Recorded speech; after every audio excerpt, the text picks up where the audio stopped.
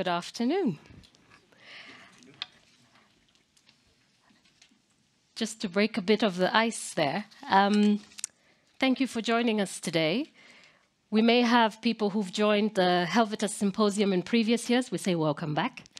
And for those who are joining for the first time, we say you're welcome here. We're looking forward to a very enlightening program for this fourth Helvetas Symposium, which is being held in hybrid mode for the third time in a row. And so I'm always reminded, if you see me looking up, it's because we have an audience online. A very warm welcome to you and a warm welcome to those joining us here in this space in Bern. My name is Paddy Sianga Knudsen, a development economist from the southern part of Africa in a big country called Zambia, and really delighted to be your host and moderator for today. Our discussion and the symposium today, the idea is that we're going to have a very engaging space. So we will have time for some fun and games. We'll have time to listen in to keynote speakers, but we'll also have time as part of the audience to trigger a lot of discussions around the room on the very important topic of reclaiming civic space. And with that, once again, welcome to all of you joining us. I'm going to ask colleagues in the back room to just show us that Slido as it comes up so we can have a bit of interaction to know who is with us here in the room and elsewhere. And it's good, yes, it's a good moment for us to take our mobile phones. Hopefully you don't go to your WhatsApp, Telegram, and Signal and other places, but just simply scan the code. And for those who are not able to scan the code, if you're going to look at it from your laptop or your computer, if you're joining us online, simply type slido.com and enter the key code as it's shown on the screen as you can see it. So very quickly jumping on to the very first question that we have for you. We've said it's interactive. It would be really interesting to know where you're joining us from. I know the room here is full in Bern, but very nice to hear also from our online participants to let us know where you are joining us from. And as you can see, on the screen, we have Switzerland leading, but we have more and more participants joining us from other places, and this will continue to populate as you send your responses through. Thank you so much.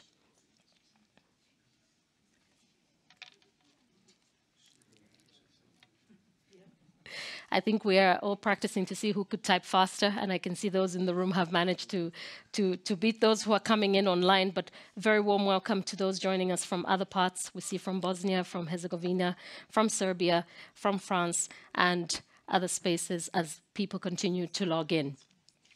We're also really curious to know for who you're working with, so which organization type that you are working with, if it's a foundation, private sector, or university or academia. That's very important for us to know, even as we engage in this space here physically and also online. So if you could just click what is applicable for the four or five options that have been presented to you. And really nice to see that we have a variety and some diversity, even though we are overwhelmingly non-governmental organizations and civil society organizations. But everybody is welcome. Also, warm welcome to those who are online, who are just logging in and wondering what's going on. It's a Slido, just allowing us to engage a little bit and to have an understanding of who is in the room physically and who is in the room online. We're also quite curious to understand, why are you participating at the symposium? I know it goes beyond the snacks, so it would be interesting to hear a little bit more, particularly for those who've joined us in previous years, but also for those who join us for the first time. What are you really looking forward to in terms of your participation here? And there are kind of a number of responses that could be available. And good to know that it is the space indeed for knowledge building. It is the space indeed for networking and also to exchange with others. So you can feel free to click on what really works for you.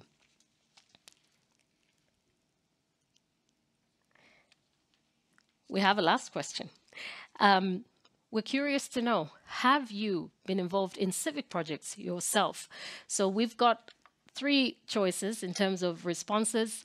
Yeah, overwhelmingly, it seems that the number of those who've been involved many times in civic projects yourself, as well as those who are relatively new to the space, but we welcome those who are pretty new or new entrants into the space as well. It's a good place to be, with a lot of expertise in the room, but still a lot to learn around the topic of reclaiming civic space.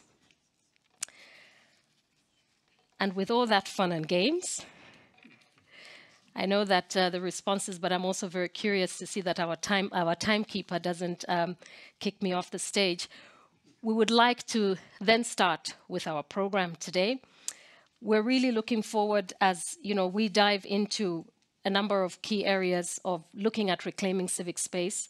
But to do that and to welcome us, I would like to call to the stage, and as I share a little bit of who she is, Regula Ritz, who is the Helvetas president, who has had a long political career, and she has served in the city of Bern, and finally to the federal parliament as a member of the National Council and president of the Green Party of Switzerland, and now as a committed historian, setting up her own business and expanding activities in civil society. The main areas of expertise are climate policy, gender equality and education. Sustainability and social security and fair global economic relations are also among her core concerns. Regula Ritz, I invite you to give us welcoming remarks. Thank you. Thank you. Thank you, Paddy, for your words, and good afternoon, everyone. It's a great pleasure for me to welcome you today to the Helvetas Symposium on Reclaiming Civic Space. Thank you to everyone that has taken time to join us here in Bern, as well as those following the event online. We didn't have the time to watch from which countries you are here with us, but we know that we are bringing together more than 500 participants from all over the world, and that shows how important and how urgent this topic is.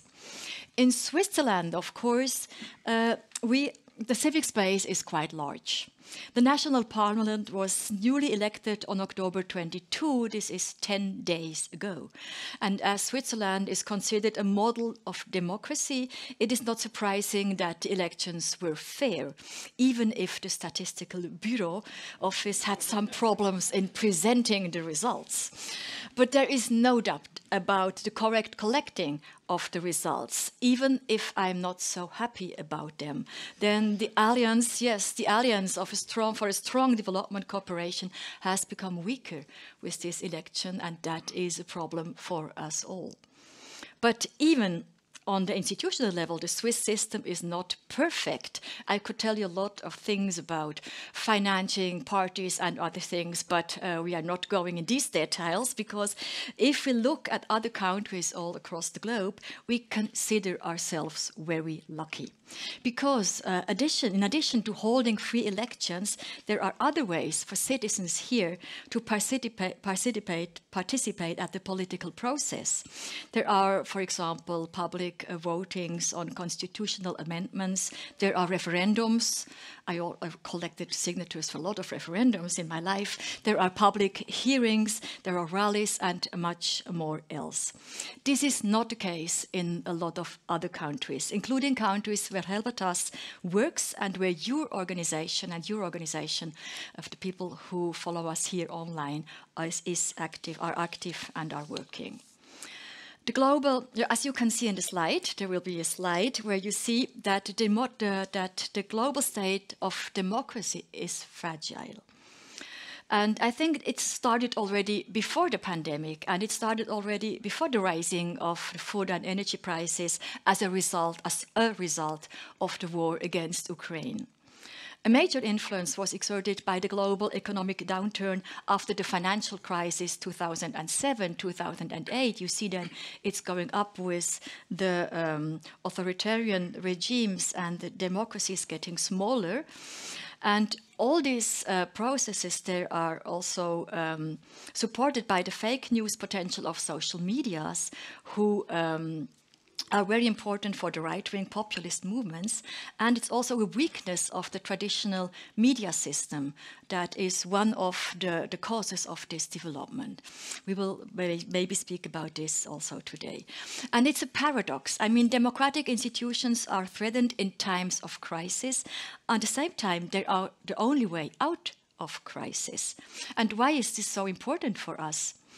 Because the rise of authoritarian regimes means that civil societies, local non-profits, social movements, and other key players who engage in public dialogue and stand up for social justice, for respecting the SDGs, they are facing severe attacks. And this poses major challenges for us as development cooperation companies and other organizations being here now. Then we have come together today because we believe that democratic rights and functioning civil societies are necessary for an inclusive development and justice. Everyone, also minorities, must be able to safely speak their mind and be heard and be respected. That's what we believe in. And the big questions now that concerns us as development professionals in every situation is how can civil societies be strengthened in an increasingly authoritarian context? What can we do when democratic institutions and the rule of law are collapsing? How can people act in these environments? And how can they bring about change?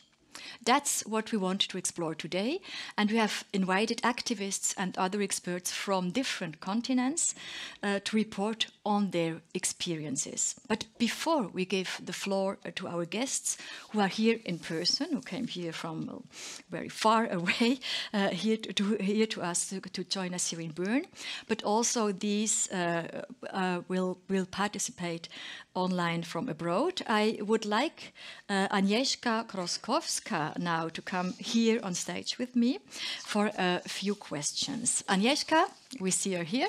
We will go on here. It's more comfortable to be here to talk. Agnieszka is the head of our Voice, Inclusion and Cohesion team, who deals with issues such like democratic participation, especially for women and left-behind groups, who deals with governance and civic space, migrant and youth inclusion and rights, conflict transformation, and so on. In this function, Agnieszka, you also led Helvetas on the topics of today's symposium. Very welcome here on stage. Agnieszka, I already told it, Helvetas works in some countries where it's very dangerous for activists and where international non-profit activities are closely monitored by state authorities. How can we still make a difference in such conditions? Difficult question with potentially many answers. As you showed on your slide, we work in about 50 countries that are considered fragile, whether it's environmentally, socially, politically, economically, and all that in combination makes it very difficult and increasingly difficult as well as dangerous for civil society to operate.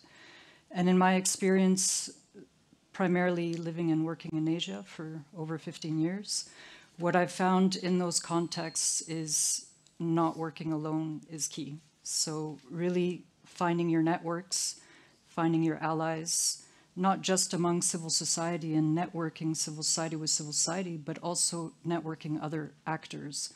So networking donors with civil society, networking with academia, with people in government, I think is key, because that way we share the risk. We leverage each other's strengths, influences, and power, and we can, I think, in better ways magnify internal voices and external voices by also, for example, linking with international organizations like the Amnesty Internationals, the Human Rights Watch, so that we're really working on different levels with different types of networks to make sure that we can protect ourselves, but at the same time continue our work. Okay, so your recipe is networking, bringing together different actors, facilitating exchange and sharing a common strategy also with international organizations. Is there also an importance of a legal framework? Yes, absolutely. That's been, I think, one of the key, at least lessons learned for me in the context that I've worked in, and especially if I'm living there and working, is to really understand the legal framework that I'm operating in. It's in part to safeguard myself, but also to safeguard those that I engage with and work with. So knowing the legal framework, not just in terms of the country's legal framework, but also looking at different types of legal frameworks at the regional level or at the international level that I can leverage, creates opportunities and entry points that perhaps are not as direct as we would want them to be, but we can use sort of indirect ways to keep working. So this also includes regional agreements, like if I stick to Asia, using the ASEAN agreements, which is sort of the Asian version of the EU.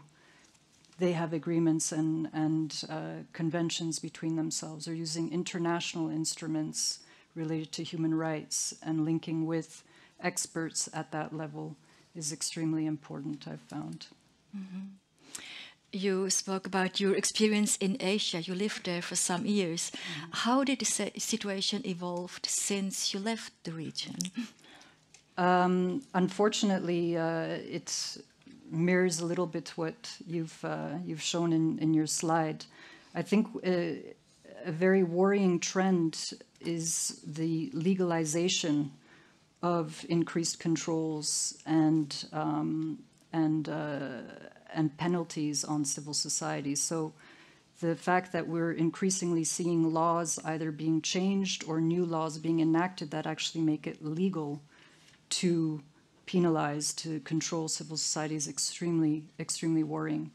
And with that, unfortunately, it's civil society who works more explicitly on human rights issues that is being targeted. I mean, I myself have been followed, my phone's been tapped, the car brakes of the car that I was driving were tampered with. I've had friends be arbitrarily arrested and worse. So it's, I think, something that is unfortunately quite common. And I think also in the countries that I've noticed, the smaller the country and the smaller the civil society, the easier it is to target. So I think in countries where civil society is bigger and can network more and mobilize more, I think it's probably a bit harder to identify and target certain groups or certain individuals in those countries. Well, these are very frightening situations you had, but what does it mean for the work of an NGO like Helvetas to work under such conditions? I think it's extremely important to find your allies. I think in this global context that we're now working in and seeing in terms of fragility, in terms of conservatism, in terms of authoritarianism, it's very easy to make it about us against them. And I've actually, in my own experience, had wonderful allies in government. So I think the important thing is to stay open and to not homogenize governments or other so-called opponents, and really to find our allies, whether it's in government, whether it's in private sector, whether it's civil society, academia, media, it doesn't matter. I think there are always allies to be found in sometimes not the most usual places. And I think, and this is, you know, we are diverse, even in this room and those joining us online, our so-called opponents are as diverse as we are as a civil society. And in that sense, we as a civil society may not even agree always on things. And I think that's also something to keep in mind, that if we over-homogenize our opponents, but underestimate or overestimate, I should say, the solidarity that we have among us, because we as civil society can also self-sabotage, I think that's where we run into problems. And for me, it's always about exhausting all options, because I think the more open you are, the more strategic you are, the more allies you have, then I think there is always an option. Wow, I mean, for me, this is a key sentence, what you told now, that there's always an option, because it gives us hope. If you act in a strategic way, you can find a path to go on, and you experience this, and a lot of others experience this. So we don't have more time to go deeper, but thank you so much, Agnieszka, for these insights in what you have experienced and how Helvetas works in a politically challenging context, I would say. Well, we will then afterwards hear more about experiences in other contexts, and I'm very much looking for our keynote speakers, Raja Gopal, who came to Bern, and he will be here afterwards. I am really deeply impressed by how you have been defending social justice in India, but you will see afterwards yourself. I wish you now an inspiring and also a moving event, and Paddy, our moderator of today's symposium, will introduce now our keynote speaker. Over to you, Paddy, and thank you for being here. Thank you for your work. Thank you for your attention. And we go on.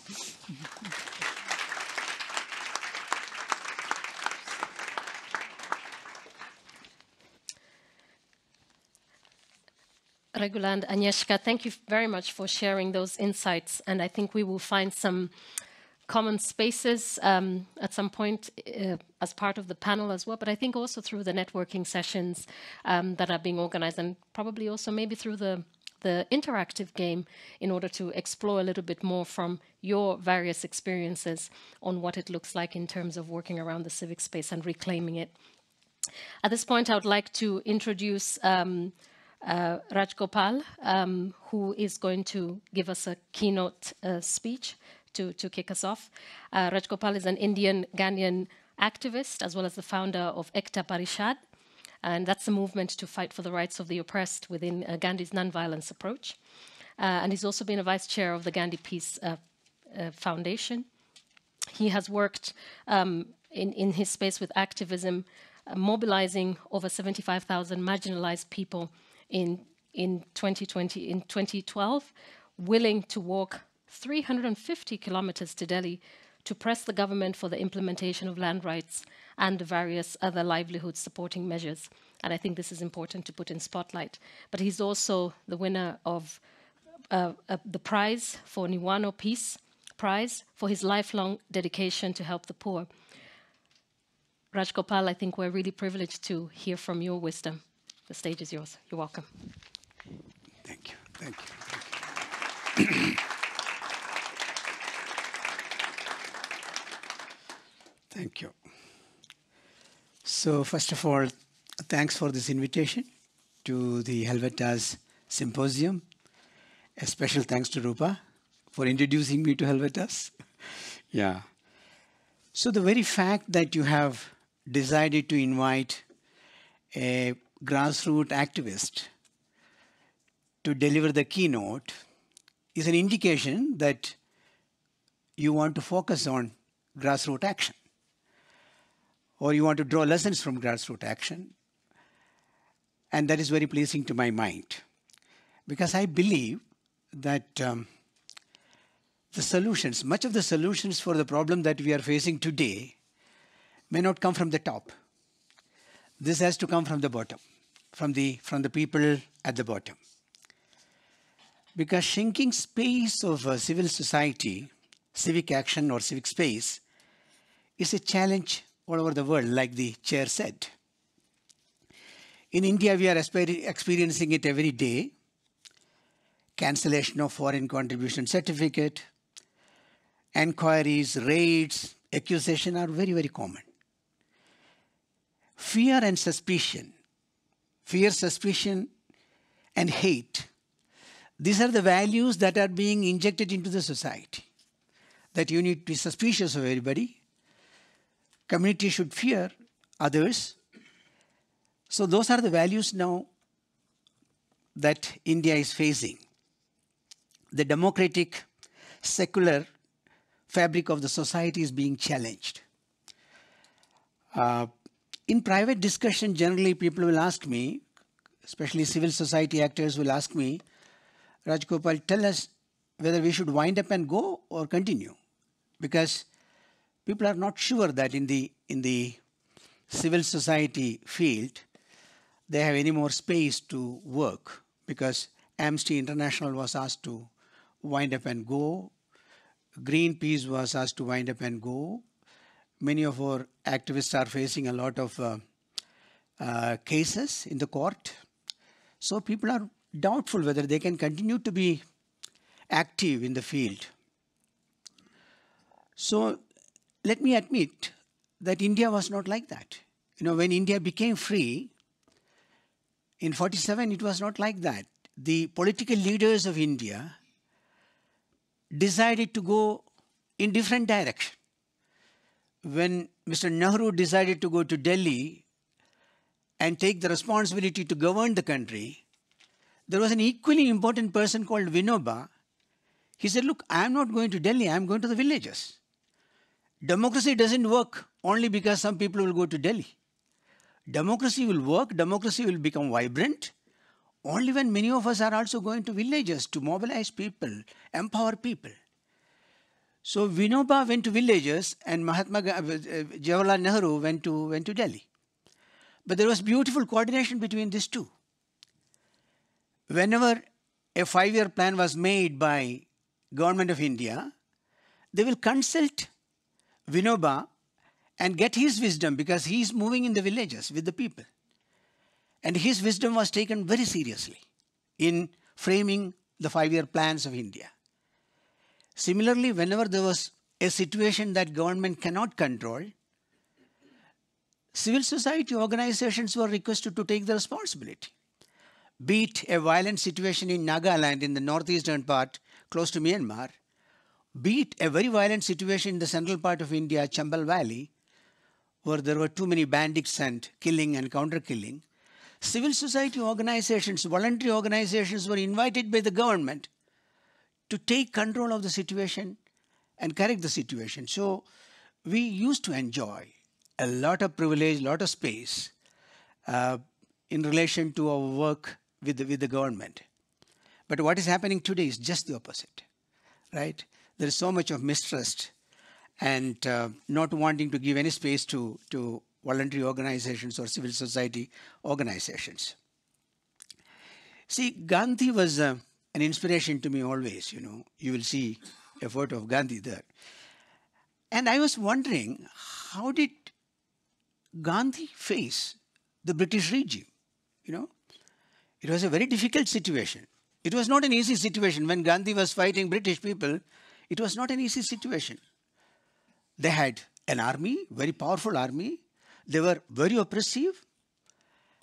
And Gandhi was thrown into prison many times, at least 15 times during his lifetime. So how did Gandhi face these people? The space was so limited that we are crying about space today. Space was so limited for Gandhi, and still he was continuously working. So I was always reflecting on how did Gandhi work in a situation where it was much worse than what we are facing today. And that is very encouraging. When you visit Gandhi and Gandhi's life, you get a lot of inspiration to do. So what Gandhi did was to invent new non-violent methods to counter the design of the British government. He designed satyagraha. What is satyagraha? Speaking truth to power. Speaking truth to power is satyagraha. So he designed satyagraha, that I will speak truth. However oppressive you are, I will speak truth. He introduced spinning wheel. In the hands of thousands of women, spinning wheel was given. What does it mean? This is basically what British people said, the army of Gandhi. Thousands of women spinning and trying to say, look, we will not purchase your cloth produced in Manchester. We will make our own cloth. So that became an army. That is how it was described by the British people. He decided to break the law that are anti-people. You must have read about Salt March. What is Salt March all about? that British people said, you should use the salt brought from England. He said, no, he will not. We will not. We will produce our own salt. And that is how the salt march began. So he broke the law made by the British regime. And he gave call to people, Indian people, to boycott all the British products. And that was basically to protect and promote the local economy. So spinning wheel, salt, and satyagraha became the tool to fight back. And British government didn't know how to handle Mahatma Gandhi. See, it is very interesting that these methods that Gandhi invented were so powerful, so simple. It was so good for ordinary people to do, but British government didn't know how to handle this man. It was so powerful at that point of time. So that is the power of grassroots, right? When poor people determined to face the oppressive regime, they can do it. So learning from Gandhi, we created a method to deal with oppressive system. This is the new version of it, Gandhi did historically. But what do we learn from Gandhi? And probably that is useful even today. So we call it 4 pillars of social movement. What are these 4 pillars? The first pillar is the power of the poor, right? Poor people have a lot of power. And poor people will tell you that we are economically poor, but then we are socially, culturally, spiritually very powerful. So when we have social, cultural, spiritual power, 3 power against 1 power, economic power, we can definitely fight using our 3 power. So the power of the poor, we haven't yet, I believe that we haven't yet really tapped that power in its full strength. And power of the young people, millions of young people wanting to do something, change the situation. And we are not reaching out to these young people, right? So the power of the young and power of non-violence, and finally power of solidarity. Of course, we need solidarity from all parts of the world. So in our work, we were trying to put these 4 pillars together, and that created a lot of success. When poor people are organized in a very powerful way, non-violent way, young people get leadership to play, and we get the kind of solidarity we expect from all over the world. That brought a very, very interesting result. And when people are organized, this is very interesting. When people are organized, then the politicians will come behind you, because in democracies, politicians need you because you are leading people's movement. So without creating people's movement, without organizing people, if you want to have a dialogue with politicians, they are not interested. They are interested only in people who have power behind them. So how do we create this power is the challenge that we are facing. And I think in democracies, in places where there is no democracy, different question, but in places at least where there is democracy, this people's power can be used for transforming the situation. And it was not always Gandhi. No, we are not only learning from Gandhi, we are also learning from the experience and wisdom of people. And I tell you, there are many. Because of limitation of time, I just thought I will bring one example to you, how people can contribute to this large process of mobilization. In India, the poor people have introduced a thing called Ek Ka Jadoo. That is a Hindi term. Ek means one, Jadoo means magic. Magic of one. And what is magic of one? This is not magic of one person.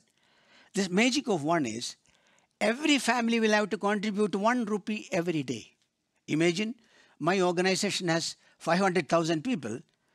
So 500,000 people contributing 1 rupee a day is a lot of money. Huge quantum of money. So we don't have to, what the government is trying to break is our relationship with the international donors. So how do you create a new situation? So magic number 1 is 1 rupee every day into a pot without compromising. Second one is 1 handful of rice every day into a pot. If there are 5 people in the family, before cooking your food, 1 handful of rice should go to the pot. Imagine the quantum of rice and wheat that we collect. You can do any work using that. And 1 person from every family should be available for 1 month to do social activities. You can't say, look, I have no time. You have 5 people in the family, at least 1 person will have to come out. So this 1 rupee a day, one handful of rice, and one person from the family, and often a long march of 1 month. And that is what they call magic of one. And this magic worked. It is not just a theory. In my experience, I found that this creative idea given by people worked in a big way, and much of our success of my organization called Ekta Parishad, much of the success came from this idea that people brought. So we learned from Gandhi, we learned from people, but there are ways. So what did we do? How do you use these resources? So the first part is training young people, because there are thousands and thousands of young people available in this world who are wanting to do something creative. So we need to spend resources and time with young people and motivate them to take up the task. Then we organize long march, about which in my introduction it was said that organizing long march, because these young people go to communities and organize communities. Thousands of villages are organized. Then what do? You want to link all these communities by walking together. So people walk kilometers and kilometers, and sometimes it is 3,500 kilometers, sometimes it is 700 kilometers. So walking, the last walk was 11,000 kilometers from Delhi to Geneva, right? We couldn't complete it because of COVID. Otherwise, this was to influence SDG. So this is something poor people can do. You can walk. You can talk, walk and talk, and you make an impact. Yeah. So this is what we were doing, and very often, I don't have the time to tell you, but then very often these efforts by poor people using their skills and capacities brought result. So I think what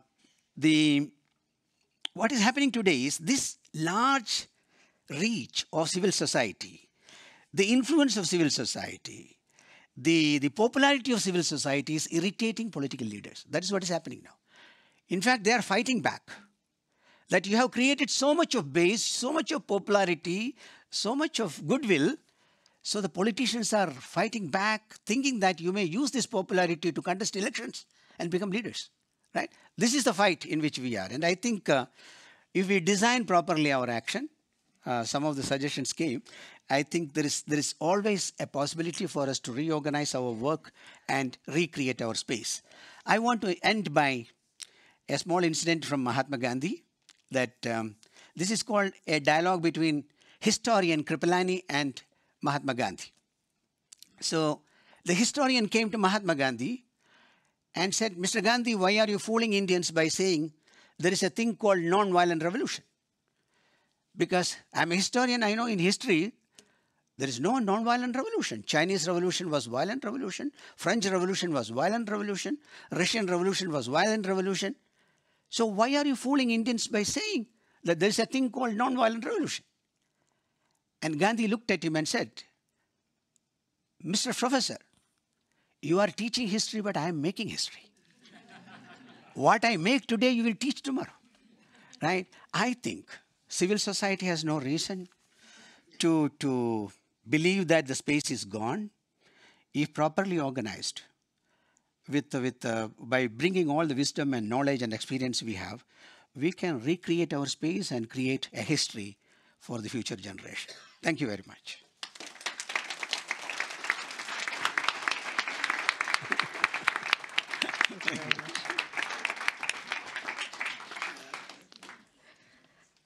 I have to say I've taken down a lot of notes.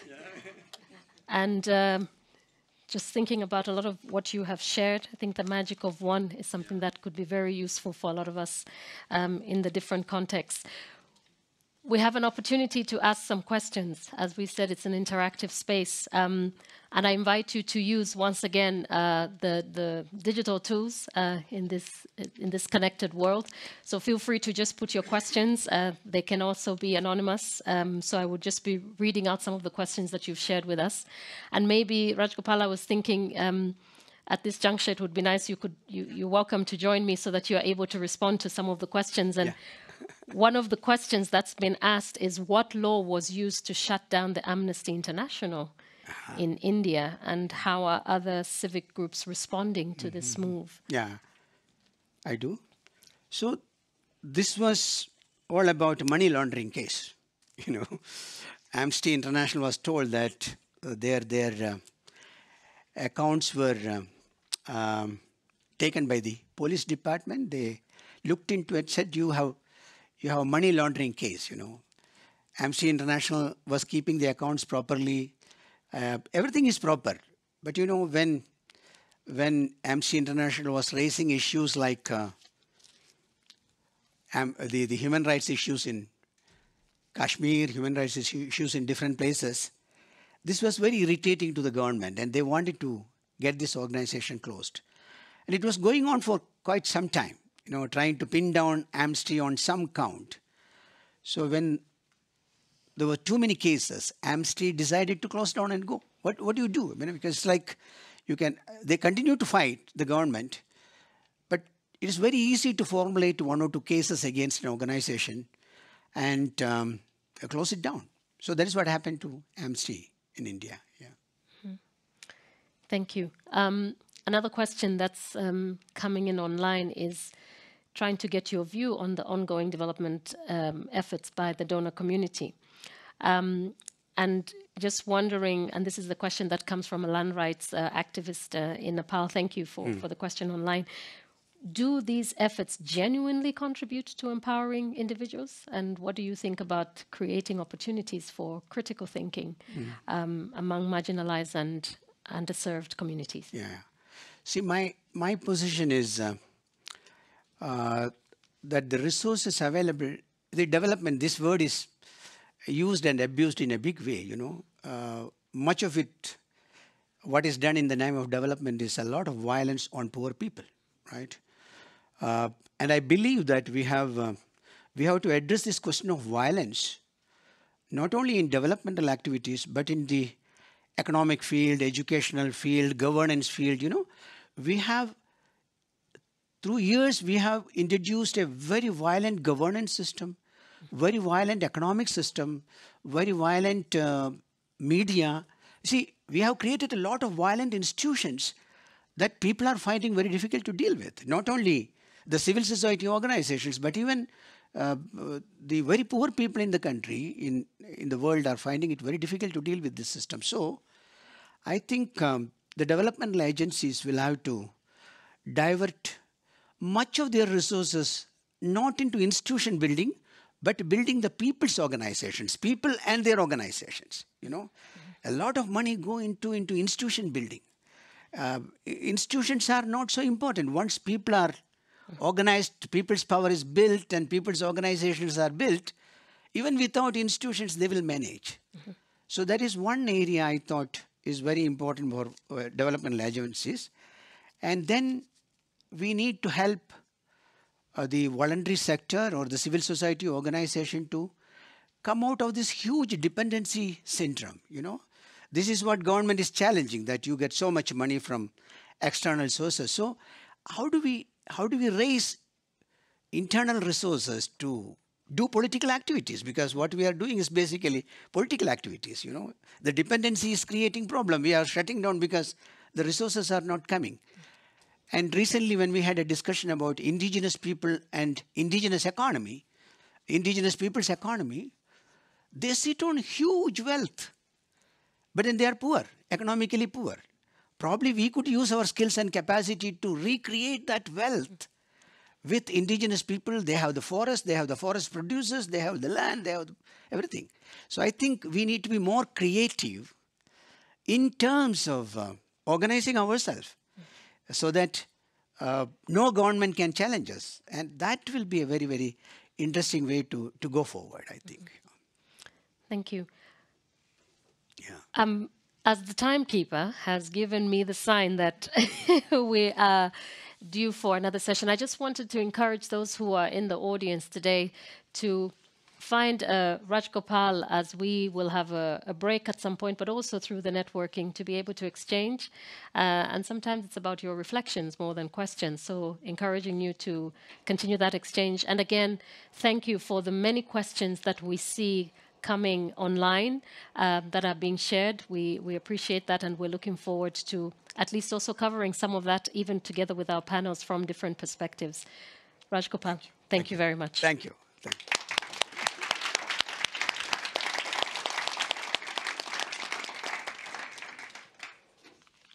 And now we'll move to another segment of our symposium today. And this is also the part of the program where we try to trigger a lot of thinking around different parts of the world and what reclaiming civic space looks like, what shrinking space looks like, what the use of effective partnerships frameworks that we have heard from Helvetas, but also have been shared also from a grassroots perspective from Raj Gopal.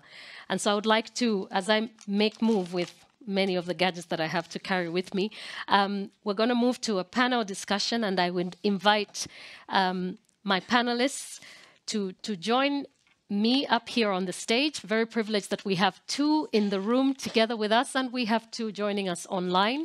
And again, a very warm welcome to our online participants. So we know that you also know that there is some kind of equal participation happening also for our panelists today. I'd like to invite to the stage Maya, who is the Executive Director of Civic Initiative, an organization that supports activists in Serbia and fights for an enabling environment for civic participation. She's also the president of the board of directors of the Human Rights House Belgrade and a board member of the Balkan Civil Society Development Network. As a long activist and protection of human rights, she has over 23 years of experience in her field and has had her first engagement in the Students' Union in Serbia. So quite a long way, and continues to contribute to her organization, but also within the region and participating in international events such as today. A warm welcome to Maya. Thank you. Hello. And also with us in the room today, I'd like to welcome to the stage Otto Saki. Otto, you are welcome. And as Otto makes his way, he's the program officer at Ford Foundation and is working there in the civic engagement and state team. He's assisted ministers and government agency throughout sub-Saharan Africa on various rights-related matters, including looking at law reforms, but also working along on the important work around the African Commission on Human and People's Rights for Freedom of Expression and Legal Protection. Otto, you're welcome. Thank you. And soon on your screen, we should have our two panelists here with us. Very nice to see you. It's fresh in the morning for Stevenson, who is joining us from Haiti. Stevenson is a member of the executive committee at Courage, which is an organization that seeks to empower the LGBTQI+ community in Haiti, and he has extensive experience in the field of human rights. The members of the organization bring their personal experiences of oppression and violence, and therefore they provide a valuable perspective from and for the community. Really glad to have you here, and we're looking forward to how you will share numerous experiences, not just some around what the civic space looks like, but also indeed how it can be of personal danger as it is common today in Haiti. Stevenson Mills, you are welcome.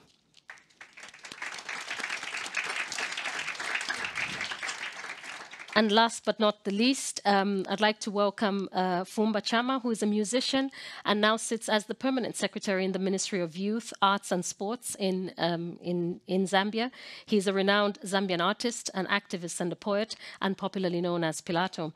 He has gained various experiences as an artist, and he's an advocate for human rights. His work has left an enormous mark in the Zambian creative industry, and today he serves at various levels of leadership. He's served in various levels of leadership in non-governmental organization, and sitting today as the permanent secretary in the Zambian Ministry of Youth, Sport and Arts, where he spearheads policy formulation, development capacity, and indeed working with a lot of Zambia's youth. Warm welcome to Fumba. And once again, turning to our audience, but also to let you know that there is a possibility for you to engage with us. So we're hoping that as we go through with this panel, you'll be able to pose some questions later in the room and offline. And now we will go into it, as we have quite a range for us to cover. But really maybe just kicking off and understanding, there's a lot that's been said today, right, around the narrative of shrinking space. Regula really, brought out that the chart that shows what the different spaces are looking like. It was really interesting to sort of hear about the very lucky Switzerland, for instance, in contrast to probably other spaces where there's not so much luck. But maybe just to kick us off, Fumba, coming to you, having been prominent prominent activist in Zambia, but also now sitting as a government official, what is your narrative around approaching the discussion and engagement on reclaiming civic space? Fumba? Thank you very much, Paddy, and thank you very much for this opportunity to be here. I'd like to recognize my colleagues on the panel and also in the audience.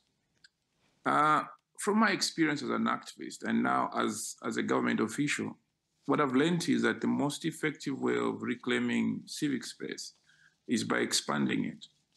It's by creating and establishing new spaces additionally to those that we traditionally know. If we stick to what we know as the traditional spaces, we keep losing every now and then, every opportunity that comes, we keep losing that space. So my proposal is that instead of maintaining that space that we know and we are familiar with, the most effective way of claiming or reclaiming the civic space is by extending it, is expanding it. I'll give an example.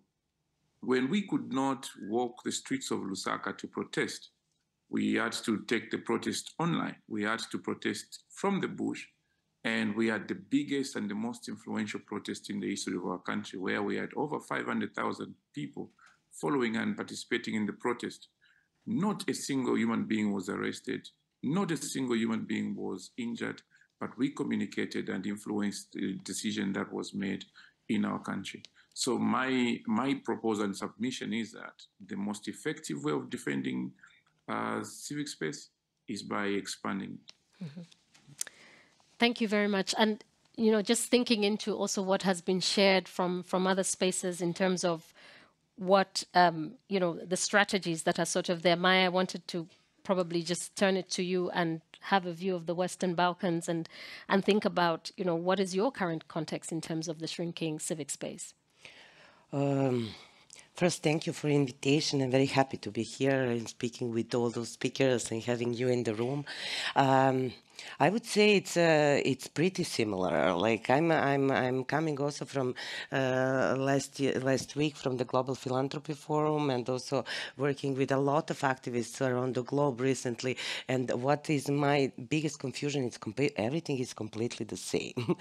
We have a different, when we are talking about civic space, we have different contexts, of course. There are different developments of the civic space in different countries, but actually there is no any difference in how much people are heard, in what kind of system and paradigm is used actually to destroy these voices, and at the end what we have is a consequence. So just very shortly, Western Balkans had wars, for the ones who don't maybe remember or didn't live at the time, some 30 years ago, we are still having consequences of those wars. And for Serbia as such, we now have, from 2012, the same government that was running through the wars during 90s. So we have a completely the same government. They just changed their rhetorics and they are just saying now we are for European Union. That was, I would from my activistic point of view, I would say very bluntly, that was accepted by European Union, it was accepted by international community, and it seems it's very easy. If you just want to be accepted, you just say something different, and you continue doing the completely the same thing. So basically what we have now is the same processes, same systems as during 90s. We have really decline of democracy, and for me, like, just when we are talking about narratives, for me, civic space is completely equal as democracy. So what democracy is? Democracy is giving power to the people. Giving power to the people to decide about their lives and about their countries. It is also about the minorities and rights of minorities. This is civic space. If we don't have civic space, if we don't have people being able to interact or to join or to have their voices, we don't have democracy. So I do think we need to work a lot on changing the narrative. Can we have any kind of democracy without civic space? I think it's not possible. So basically, just to mention a couple of things that to draw these connections to the global processes. For example, we have a huge issues with the freedom of assembly. We had a huge issues of government actually giving the fines for to the people who were part of the protests, and those fines are actually traffic fines. So they are actually finding different models to find the people, to find the poor people, the people who are actually coming out to the streets to fight. This was for ecological protest, for the really not being able to live in their small communities because of the water pollution and the land pollution. So they are finding it. And it's a small fine, but it's a traffic fine, and really brings the like it can create the apathy, it can create fear, and this is what we are facing now. On the second thing, we have a very huge push on the freedom of expression, including freedom of media. We now have the same, almost the same law as it was in the 90s. It was adopted a couple of days ago, just before the elections. So we will have not only control of media by the government, but also ownership of media by the government. And and the third thing is this money laundering processes going on all over the world. So implementation of the FATF recommendation in Serbia went in the direction that we, as a civic initiative organization and other 40 organizations and free media, were actually investigated by the money laundering unit. And all of our data was collected by the money laundering unit, saying to the banks that we are financing terrorism. So it's pretty much the same as Amnesty International, but it's not for the foreign people, it's for the people inside, and it's also applicable to that. And after all, like nothing actually happened. They didn't say they made wrong. They actually stopped because we had a huge collective action within the civil society, within the civic space against that. But at the end, we didn't have any kind of saying of the government that was wrong, or any kind of a reaction of, for example, European Union or international community. I will later on talk a little bit more within the collective action what could be and what was the good things getting out from that. But basically, just to finish on that, I think the situation is pretty similar. The biggest push is toward people as such, anybody who is raising their voices. The worst thing is toward the minorities and toward the ones who are less powerful within, not only within the society, but within the civil society or within the people on the ground and grassroots activists. Thank you, Maya, for that. And in thinking about that and bringing it to this grassroots level, as you have said, I wondered whether Stevenson, you wanted to come in here and sort of talk to us from the Haitian perspective around also the narrative of shrinking and reclaiming that space. What do you see, to what extent can you voice your concerns and your needs? And what have been some of the strategies that you've been able to adopt, Stevenson?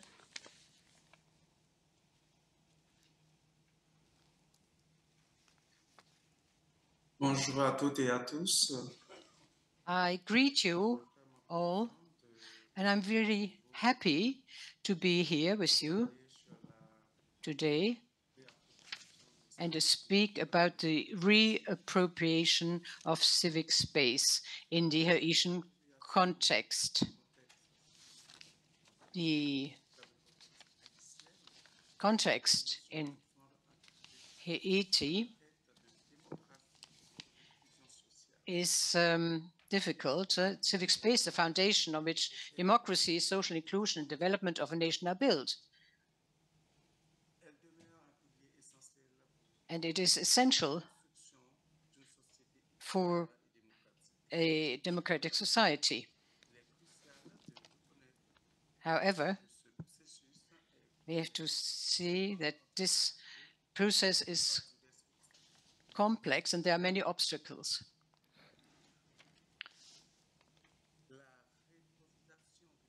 The reappropriation of this civic space, the creation of social action go beyond the passive use of this space, but it is an active act, a personal act, and a redefinition of the role of society to reappropriate this space, adapt it to the needs, and give it a new meaning. But in Haiti, we have a process of gangsterization, gangsterism, which inhibits this reappropriation of civic space. It is marked by a rise of violence, intimidation, and criminality, and insecurity, and has created a climate of insecurity and fear in many parts of Haiti, which has a disproportionate impact on vulnerable groups, including the LGBTQ plus community and other minorities, but in particular the LGBTI community. We are in a situation of permanent fear in view of this new situation.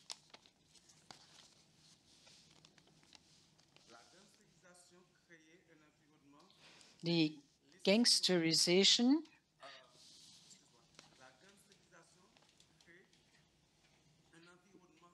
leads to an environment where the free expression and the reappropriation of the civic space is not possible. There are threats. There is a lot of discrimination and many obstacles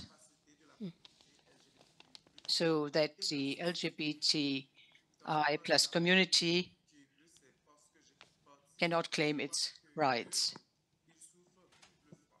And we suffer from this situation because we reclaim our rights, civic space in our society. A free movement is not possible, and the right to safety is not possible. The exercise of social political rights, of education, of justice is trampled. And despite all these challenges, it's important for us to reappropriate and reclaim civic space because this is important for us in Haiti and is the only possibility to creating a more equitable and democratic society.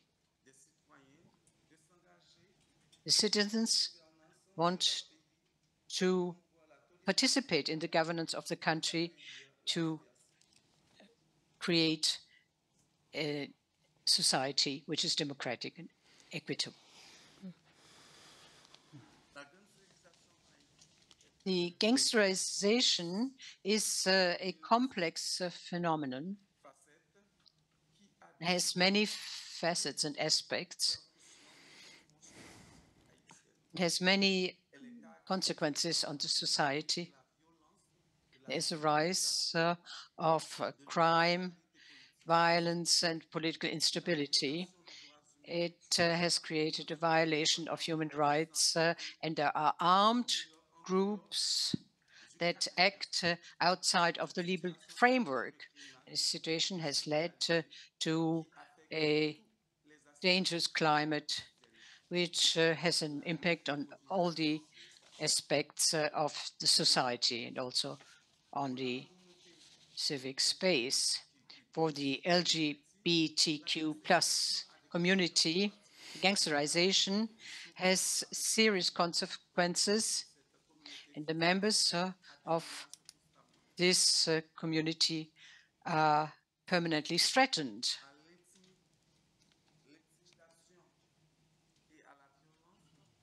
And they are victims of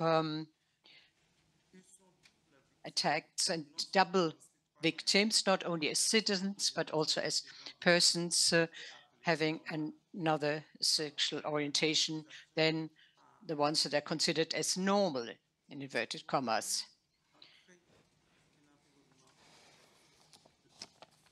And this is a difficult environment for us.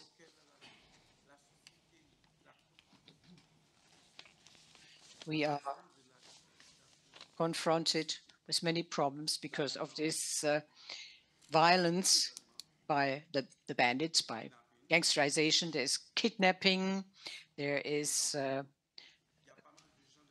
violence, and many people suffered from it as harassment, violence, and kidnapping on the part of these gangs, in particular against the members of the LGBTQ plus community. There's discrimination and stigmatization, and gangsterization is exacerbated. This we are often marginalized, excluded from society because of this gangsterization, and obliged to live underground, go underground and hide our identity. And some are forced to move because of insecurity. There's also forced internal displacement. Many people are obliged to leave their home overnight, unprepared, in search of a safer place. Stevenson, I'm just wondering, maybe it would be interesting also for our next question as we come on to find out what navigating strategies are like in that particular context, when we will come back to you on understanding a bit what the collective actions look like in a particular space where you're limited not just to personal safety, but the fact that the overall environment is also affected, and therefore it makes even a much more tighter space for civic action. Thanks again for sharing. I just thought it's a good segue to bring in Otto into the conversation. And Otto, we know Ford Foundation has obviously been working around civic engagement and promoting that space. Could you tell us a bit about what you see as sort of the institutional and operational challenges that you see in reclaiming and expanding civic space? Thanks so much, Ferdy, and greetings to everyone. It's a delight to be part of this conversation to try and map the future of how civic space and democracy broadly is protected, enjoyed globally. Just want to pick up from the conversation that colleagues have started. And to your point, Paddy, we see that there's a global playbook at play, right? The trends are not unique to any specific country. Authoritarian regimes are sharing notes, literally. It's like they sit and pass a model law, pass a practice around, and is replicated and perfected over and over again. So we are concerned with this, authoritarian playbook, which is also questioning democracy. I think we need to think about it, that democracy as a value, as a concept, as a way of life, even where it has not been enjoyed, is being questioned. This is why in some countries on the African continent, we are celebrating coup d'etats.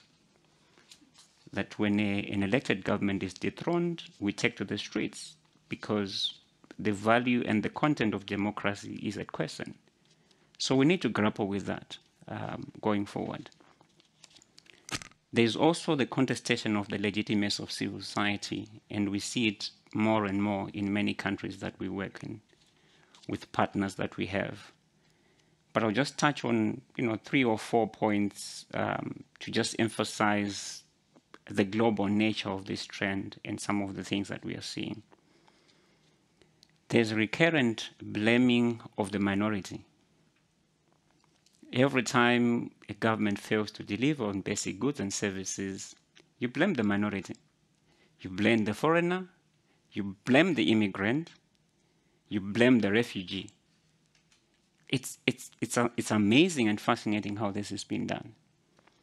The EU, as an example, has extended its borders to be in Africa because you're blaming the immigrants into Europe for the problems that European countries are facing. I think we need to talk about that because that has led to greater polarity in the world and othering, that we see ourselves as different because maybe we're in the north, we're in the south. You blame foreign funding. Someone always has to be funding that. So that is the problem, because where the source of fund comes from becomes the source of ideas. So you think just because you're being funded from the north. My protests, either in Zimbabwe or in Zambia or in Haiti, someone has to pay me to say that I'm hungry. There's no logic in that. If I'm hungry, I'm hungry, whether someone is paid for me to express it or not. So the blaming of foreign funding is something that we've seen repeatedly. And Maya talked about this, the Financial Action Task Force. So we need to connect this to global developments. 9/11 happened. That's where we saw the Financial Action Task Force coming up with these regulations that have restricted the operations of non-profit organizations. That you might be a faith-based, a religious-based organization, and you're perceived to be at high risk of financing terrorism. So all of us became terrorists overnight. And these are the effects of global developments that we are seeing. So you blame foreign funding. There's also the systematic undermining of institutions. And by institutions, I'm not meaning those that are organized only. Very social-based institutions. In some communities, the trust and reliance on traditional leaders, the trust and reliance on faith leaders, depending on each religion. There might be a pastor, there might be an imam, there might be a priest. Those institutions are being repeatedly undermined. The formal institutions as well. Some communities no longer trust going to courts. If you look at the Afro Barometer surveys, the Latin Barometer surveys, the Asia Barometer surveys, the decline in trust in institutions is increasing. No one has interest in going before the courts as a platform for recourse. So what then do? You resolve your disputes outside those processes. Then the last that I'll just speak about is one trend that we are seeing is this rewriting of history, where many governments, political parties are coming up with a new history altogether. At least in my country, we call it patriotic history. Anything that is not aligned with the establishment is unpatriotic. So how you celebrate, how you carry yourself has to be patriotic. And this is quite harmful because it's taking away the notion of diversity, different voices and different perspectives, and silencing, the majority. So these are some of the global trends that we are concerned about, and I can speak later on what is the Ford Foundation in the 10 regional offices that we're working, we are contributing to. Back to you. Thank you, Otto. And I think in just reflecting that, it was interesting to hear from Raj Gopal about sort of, from a resource perspective and indigenous economies, but then also thinking a little bit more about what you've said in terms of sort of equipping these social-based institutions as well. And I think there's some parallels that could be made out of there. And then an important link to that as a segue, Maya, we wanted to talk a little bit about collective action, right? We've heard sort of from the national perspectives, but also what's happening across the board, and now bringing it back into the Western Balkans and connecting it to what Agnieszka has sort of referred to as the regional mechanisms in other places where you try to lean on, where do you find your allies, where are you leveraging? What does that look like in the Western Balkans? Well, I would say there are two levels, or three maybe levels, it's better said. First, the question, I would say what the civil society is. I don't think we are asking ourselves anymore what the civil society is. We know there is a broader definition of civil society, there are civil society organizations. But actually, I do think that the civil society are all people who wants to do a democratic action, who wants to fight for themselves, who want to fight for others. This should be a civil society. So basically, we are not civil society as organizations if we are not working with those people. If we are not hearing their voices, we are not actually doing what they want us to do. So basically, I think the first level of actually having alliances and having the collective action, it has to be based on the grassroots level. It has to come from the people. And those are the questions, I think those people are rightly losing any connection with the institutions or any trust in the institutions, because the institutions are not anymore made for them. Institutions and democracy system should be based on common agreement from the people on the ground what kind of rules and what kind of system they need to improve their lives. And we are completely disconnected from that. We lost the trust in the people. Of course, the people lost the trust in the institutions. So I think basically this is the basic thing that we need to do. It's very easy to say this, but it's very hard to do, because we are all like having with different things, our arms tight, and it's very hard to do, but it's basic thing. That's why I was very happy to hear what is happening in India, because this is the crucial thing, how we actually make sure that we are connected to those people and we are doing something together. And then when we hear voice of them and that we acknowledge that we are not alone, then we need to go wider. And this is the question of all democratic actors. This is the question of democratic actors within the country, but also outside of the country. I was mentioning the recommendation 8 and the money laundering of the Financial Action Task Force. And what we succeeded, it was very hard, but it was like a cross coalition and a very big work in a month, but we succeeded through the United Nations procedures to actually come to the FATF and for FATF to say this was my fishing expedition. It was not actually fishing expedition, but they were critical at least. It was not fishing expedition, it was literally mainstream toward the main democratic actors within the civil society and media. But anyhow, what actually helped us was this coordination among the actors, listening to the people and actually knowing, which is very hard now, I would say, knowing for the local actors whom to call and whom to address on the international level. This is very hard. And this is the question of us actually understanding what are our roles. I think we need to define this. There is a role on the grassroots people who should define the politics and what's needed. There is a role of us to actually coordinate and help those people have a common voice and come together. And there is also a question of international community or international organizations, how to actually use the information and push the right buttons, because we are not knowing on the local grassroots level what are the buttons to push. And this is for me the most important thing. And I would just maybe basically on the collective action, we have to understand we need a flexible funding. One of the solutions is this crowdfunding, and it is a good solution, but also you have to come to the people and people needs to understand. And this is the question of actually media, like this is how many channels you have in an autocratic society to come to the people. This is also that those lines are also cut by autocratic societies. So actually what we need to do is to understand we have these right-wing groups, very hard right-wing groups, and as you mentioned, they my biggest fear, they trust in each other. They trust in people. They're actually coming from the very bad position. They are coming with the propaganda and everything else, but they come to the people and they say, we trust you. Are you afraid of the migrants? We trust you. You are afraid. You should be. They're actually pushing those feelings that are actually not true.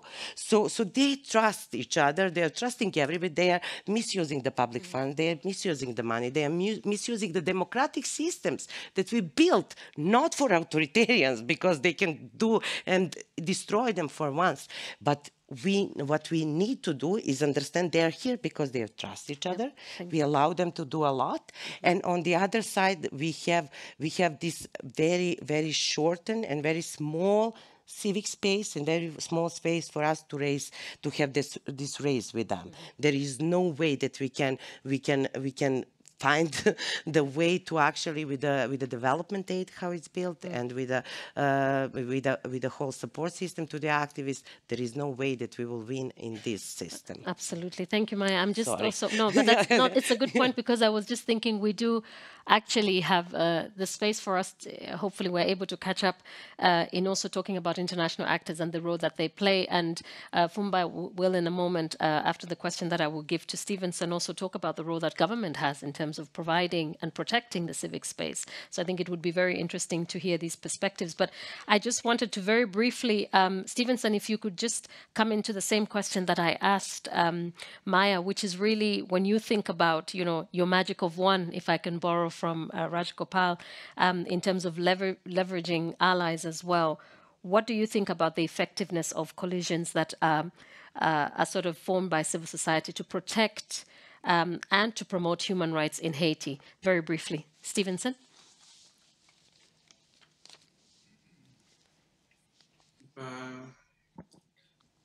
Normally, we have projects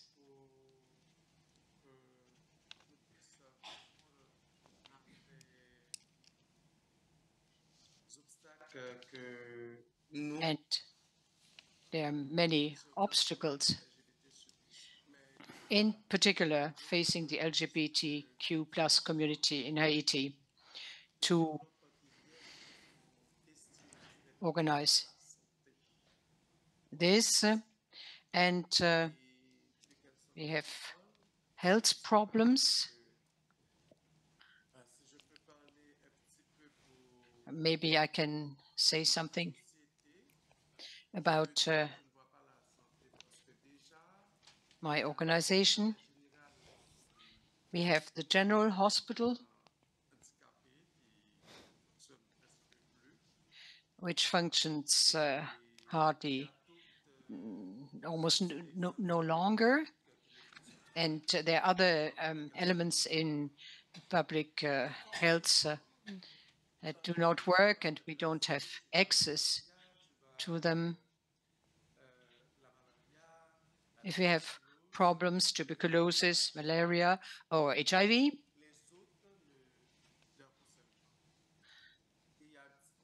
we don't have access. And another problem which we have is access to drugs and medicine. This is very difficult to have access on the public market to medicine. And if you want to mobilize people, if you want to work and find people with whom you can work together to change the situation, this is difficult.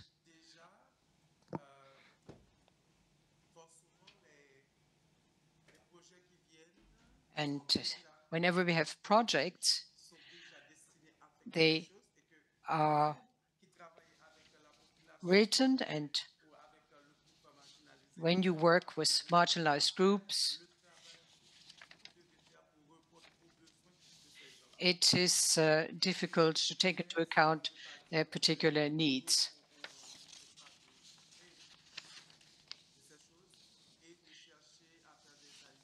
But we try to find allies and partnerships with other organizations in civil society, and also with partners which we have at the international level.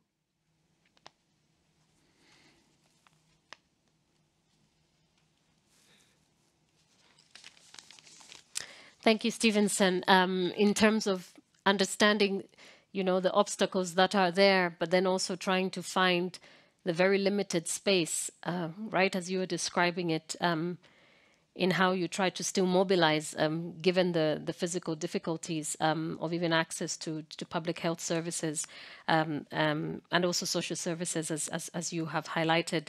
Fumba, just giving you the government hat again, and just wondering about the views on the protection of civic space, and what interest do you think governments should have in terms of promoting or rather protecting the civic space? And are you able to share sort of some elements that you think are key drivers in having an enabling environment? Thank you very much, Paddy, again. So first of all, I think I must mention that I'm only being in government for less than 2 years, but I was an activist and a member of the civil society organization for a number of years.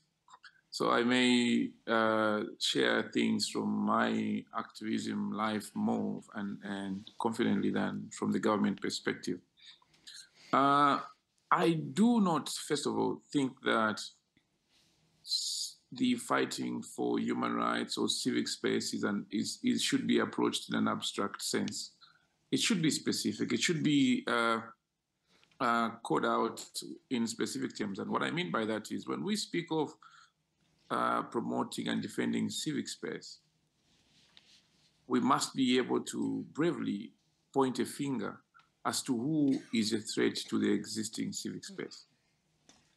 If we can point a finger to who has the power, who has the authority to take away or to shut this civic space, then we'll know whether government can be helpful in that regard or not. I do not think that individuals without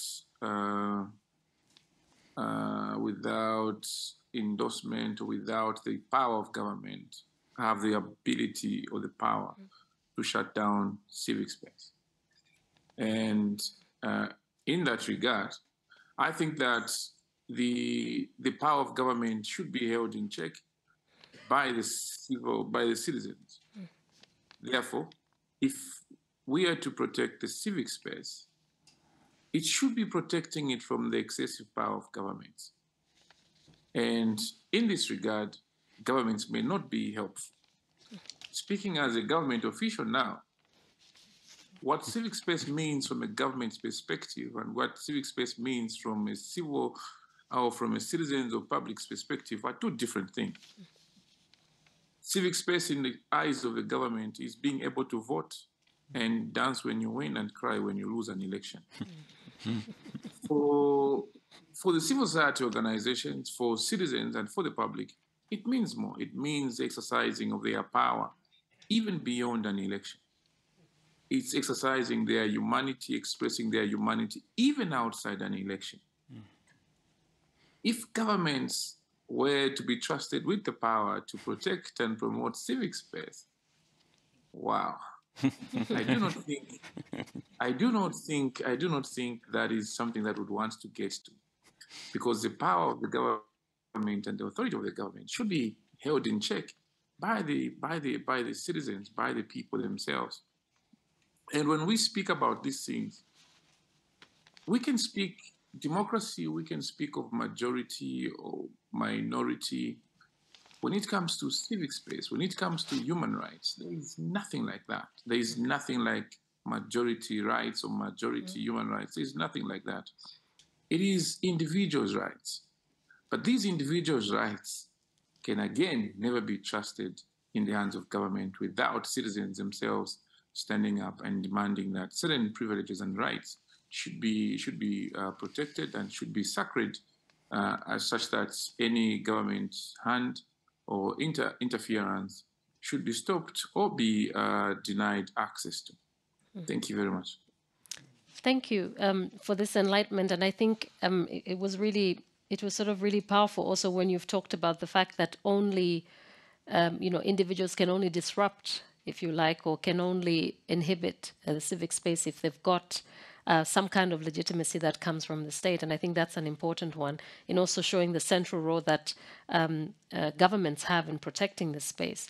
But I also was thinking now turning the page to other actors in the room, that's international actors. And I think here we've got quite some of the questions that we were thinking of pondering with our panelists are really in connection to asking sometimes what you see as a dual role that they have to play. And here we're talking about kind of also looking at the coherence that's there in terms of promoting a civic space, but also at the same time being able to limit that civic space.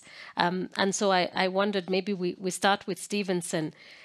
Stevenson, what has been your experience working with international donors and sort of and very specifically, we want to hear about their role in expanding civic space in a complex humanitarian situation such as what you have in Haiti.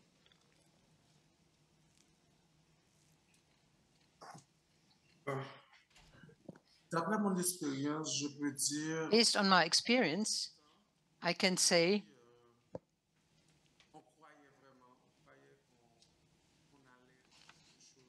that we really believed that we would be able to do something in parallel that would help us to find good solutions. But after 2019, after the death of Monique Lechol, who was the president of our society, Courage, we have seen that this was not the case. We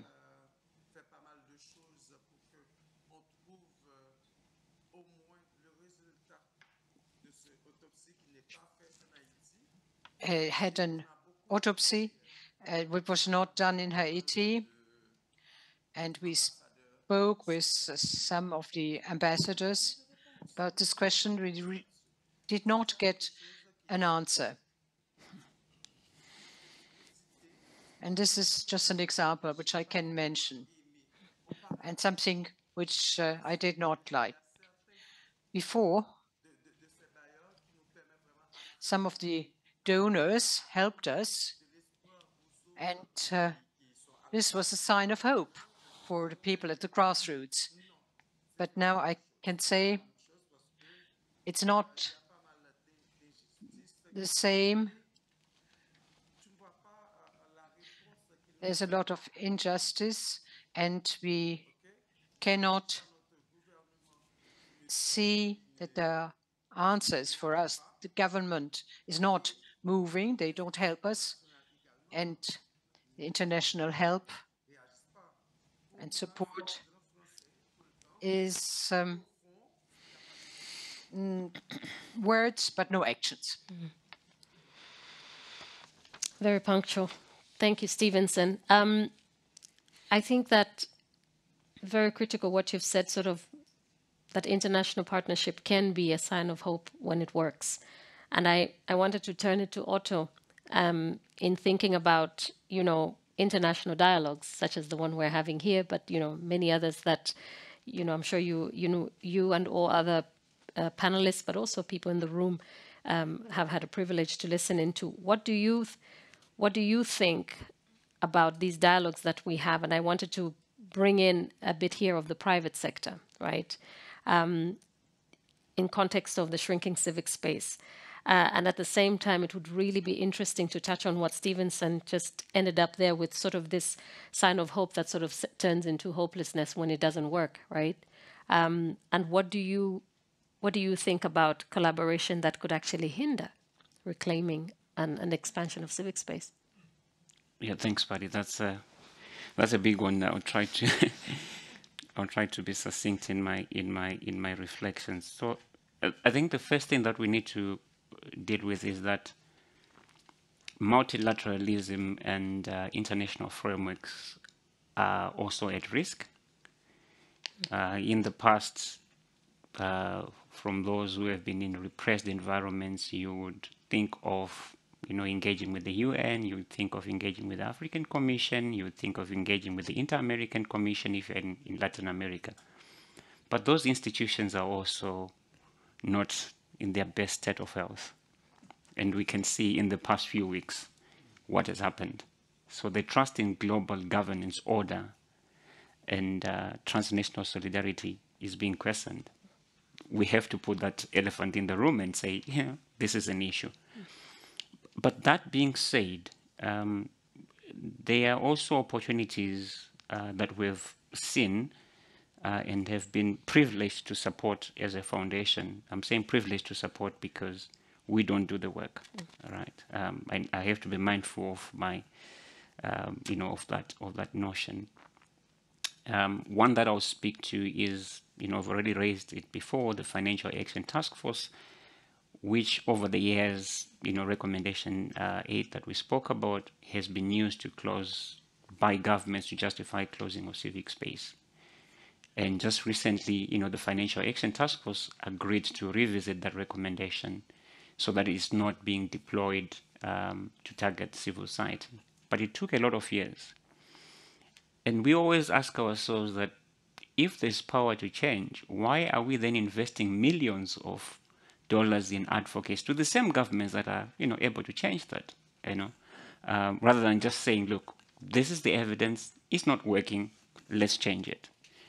So governments are literally creating an industry for us, by doing this, because it is within their power, I would say, to make changes. The second point that, we have been invested in is a number of private companies are instituting what are called SLAP suits, strategic litigation against public participation, where, interestingly, these are largely companies from the global north. Australians, Canadians, British, who are actually suing grassroots community activists in the global south, where they would have raised issues around their mining practices, environmental degradation. And we say, hang on, if surely the British government is concerned about climate change, why would they allow I will not mention a company because I might be sued, why wouldn't they allow a company X to do exactly what they are talking about at COP conferences, right? So the contradictions, the tensions. Many governments in the global south might not have the economic power and influence to challenge some of these companies. And some of these companies' economies are larger than some of the economies of a whole country, right? So you then ask yourselves, what sort of public-private partnerships do you need to strike to address that? And we recently supported an organization called Global Citizen to work with a number of private companies to sign a pledge that they were not going to be involved in any form of SLAP suits where citizens were going to raise or complain against their environmental practices, their labor practices. Those companies were not going to institute SLAP suits. I think this can be done by global north countries to their companies who literally are causing havoc in some of our backyards. It could be said differently of emerging actors, emerging economies, so I'm thinking here of the Saudis, the Emirates, or even China, which is a different sort of global governance footprint and perspective. But for those in the north, I don't think there's an excuse. We need to just, put our hands together and work on this. Mm-hmm. Yeah. Thank you, Otto, for that. And Maya, in about a minute, because I'm conscious that we would like to get some questions that will come. Okay, 2 minutes, because I've been told we've got 5. That's 5, including our discussion, right? This is me asking for extra time from our timekeepers. But, Swiss Coffee, I think, is waiting for us in a bit. But maybe, Maya, I just wanted you to be very punctual on sort of telling us how effective you see international dialogues in addressing some of the issues that we've unpacked. I would not say it's effective by now. At this point, we don't have it effective international dialogue. We are seeing, and we have to, first we have to put a mirror in front of ourselves and see we have a decline of democracy. Decline of democracy is coming, like democracy is coming from the people. obviously we don't have the right communication among ourselves. We don't have the right power. We are not doing enough. Maybe we are doing something and we are trying, and all of us are trying. We're not doing enough, and we need to recognize that. And then what we need to do is have much more trust in each other. And this is about the funding, about everything else. We need to trust each other. We need to trust the people. We have to act much more clever. We are saying we are more clever than right-wing groups. We are more clever than populists. We are not acting more clever. We have to act clever. And when we are saying that, we need to connect and find a solution. And solution is there. We will find it. We have to trust in the humanity that it will find a solution. Majority of people, you have criminals in jails, they are not the issue. You will always have incidental, crazy people who are not caring about the lives of others. Majority of people want human rights for them and for others. Majority of people want the climate change not happening. Majority of people, we have people on our side. We need to find a solution to reach out to them and to use it. And at the end, I really think that we have to act bold. And this is the question. Like, if we continue with this pace, nothing will change, and we will next year have the worst diagram on the table. So it's about rewiring ourselves and really thinking about how we become better communicators. Otherwise, I think Chat GPT or something like that will take over how we communicate. Be better.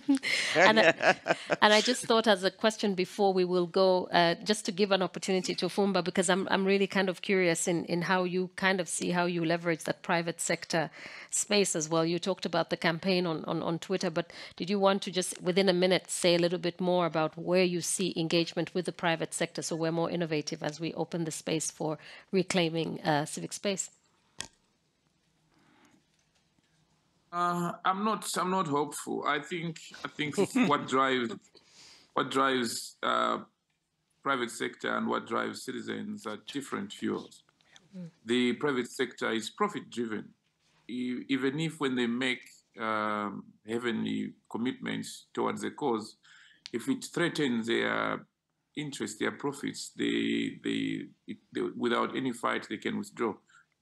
And from my experience, we had a situation where we could not even flight our own posters or adverts on social media that spoke to what we were speaking to. Campaigns and even just posters to raise awareness on specific civic issues in the country. We could not. Facebook would block all of that. So I'm not hopeful. I think for as long as we agree that private sector in it for money, we in need for dignity, we're in need for human good. That's not. I don't think we can sit on the same table and expect to pursue the same results. So I'm not hopeful. I'm not hopeful. Thank you for that. And I think in a way of saying we have to absolutely trade carefully. Just wondering that I think we have a good opportunity now for us to get some questions from the audience who've been listening diligently. And I have just been reminded, oh, wow, a lot of questions. It's good I covered it so that I wouldn't interfere with some of the questions we prepared for today. But maybe since we did this virtually, I just want to give an opportunity to anyone in the room. We ask that you raise your hand because we don't have sort of a raise hand button up here on the panel. Just give us your name and your organization and go straight to your question. We have a gentleman in the back. Yes, hi. Thank you. My name is Anwar for the NGO IEEE, Engineers and Architects, and we are recognized by the United Nations in Geneva as well. I just came 3 days back from Tanzania. My trip was purely based collaboration with the government, Tanzanian government, on water and solar-based projects. The gentleman was hopeless. I don't know why, but there is a hope also. If you bring something, it's a purely trust-based works which you show, and if you are serious in that matter, you will get this collaboration also on the government level. So I could have done some contracts with the government on water and on solar base. So this is my example, which I wanted to share with you. And don't get yourself in a hopeless. There is a hope. There is a collaboration. But how serious you are, it matters. Thank you very much. Thank you. It takes time to refine gold, apparently they say. So I guess there's a lot of soul searching that would have to go in that one. Anyone else who would like to share from the audience? And as you are digesting, the online audience is on fire. So I will go straight into giving our panelists some of the questions that are coming up. And for Fumba, what role can artists play in reclaiming civic space? And to what extent can this role be instrumentalized? And what can we do about it? And for Maya, what are the main causes for shrinking space for civil society organizations in the Western Balkans? Very specific. And to what extent are the main actors, the EU institutions and other regional mechanisms in the region, how are they involved in bringing about sustainable solutions to this trend? Otto, this participant is really curious in understanding in a context where bilateral private funding can facilitate the promotion of civic space and also create preconditions for shrinking civic space. What strategies do you see for institutional and private donors to adopt to protect grassroots organizations and social movements? So quite some questions. And coming back into the audience, if we don't have and you're still reflecting, that's great. I would just maybe turn it over to Fumba if you would be ready with a response to the question. Thank you very much. First of all, I think it's inspiring hope to learn that the private company, private sector is doing something for the people. But my thinking is that one private sector whose focus is on water, there could be 10 more that are more doing damage to the environment that could again deny the people the same water. And it speaks to what is their interest in that particular community. But obviously that development brings hope. As to the question as what role can an artist play, I think we underplay the role of the artist in this life. If I asked the audience and everybody in the room to look around in any direction where you cannot see the power of art, we are dressed by artists. We are influenced by artists. Even our perception of beauty is communicated to us by artists. Even marketing things where we live, our houses are designed by artists. How much more can they do in deciding or in influencing society to that which is good and that which is bad? Our perception of life has been influenced by artists. Our understanding of life, it's the work of an artist. I submit that artists are the key players. They are the key players. Tell me whichever cause you want to push. Tell me whichever issue you're passionate about. If you engaged artists to communicate that for you, you easily change the perception of society. You easily change and influence decisions, even at government level. Artists have the power to shape society. They've shaped it negatively in the past. They can shape it positively in the future. Thank you. Thank you. That's very powerful. Maya. So basically, the first question about the Western Balkans and shrinking space, it's not much different than already shared. The civic space is based on the 3 basic human rights, and basic human rights which are in Universal Declaration for Human Rights. And the Universal Declaration is made to stop the government to misuse and violate human rights. So of course, for any violation of human rights and thus civic space, the governments are the one who are responsible for.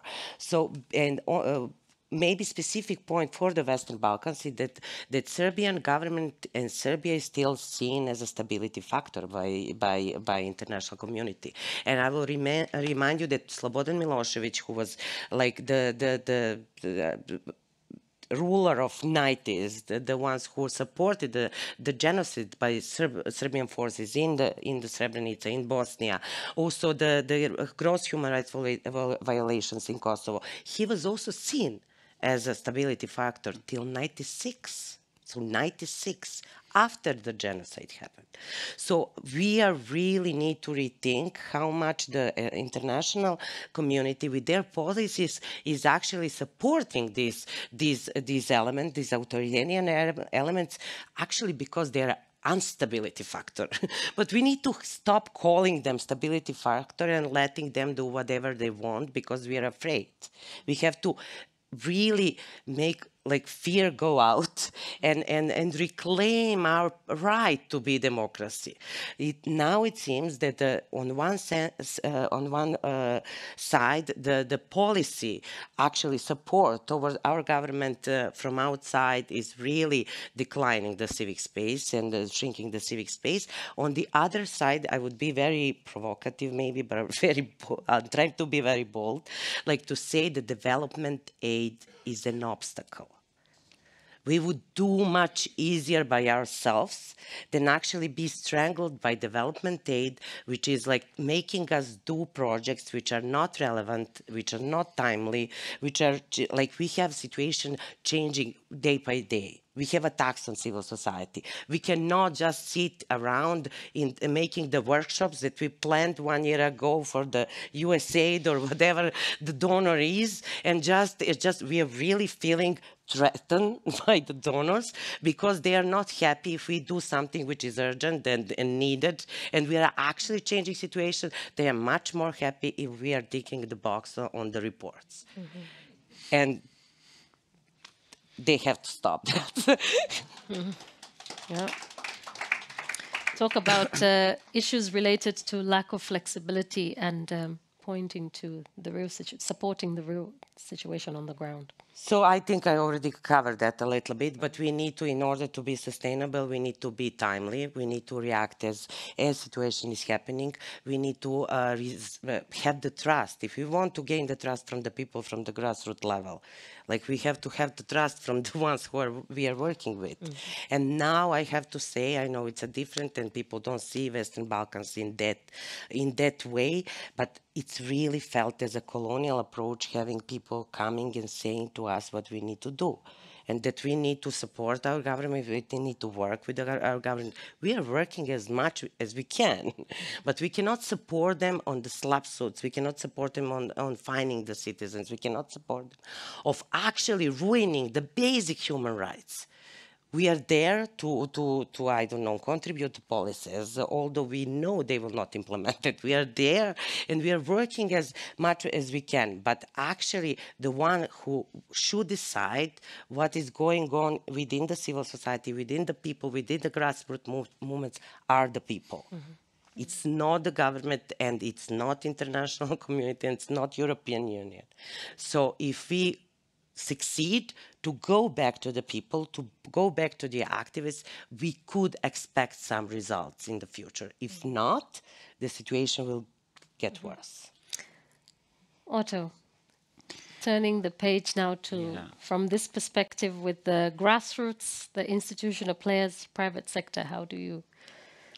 Yeah, it's a big question. What's the magic of one? I'll try to address it as well in the following session. I think there are fundamental and big questions at play around reclaiming civic space. And Maya just touched on one again that we have not fully grappled with, decolonization of these conversations and these issues. That really speaks to the power dynamics and the power play. And I'm not saying this to suggest that philanthropy, where we come from, we are saints. No, there are no saints in this conversation. I think we're all sinners trying to find a better way of doing things. And one of the things that I think from the Ford Foundation has happened lately with our leadership is to remove some of the bureaucratic reporting requirements from partners. If we've had a relationship with you for 3, 4, 5 years, why should we be constantly asking you to be putting in reports and reports and reports? That might be different from bilaterals who account to a different audience, who account to parliaments and all that. I understand that. But from our end, we are developing what we call trust-based philanthropy. We trust that if Maya says what they are going to do, they will do it. Why should I question that? I'm not from Serbia. I have no clue where Serbia is on the map, or at least I can find it. But why should I then be the one who says what you're proposing is not right and doesn't work? There's no reason, no justification for that. So trust-based philanthropy is what is required. And that rebuilds trust with people.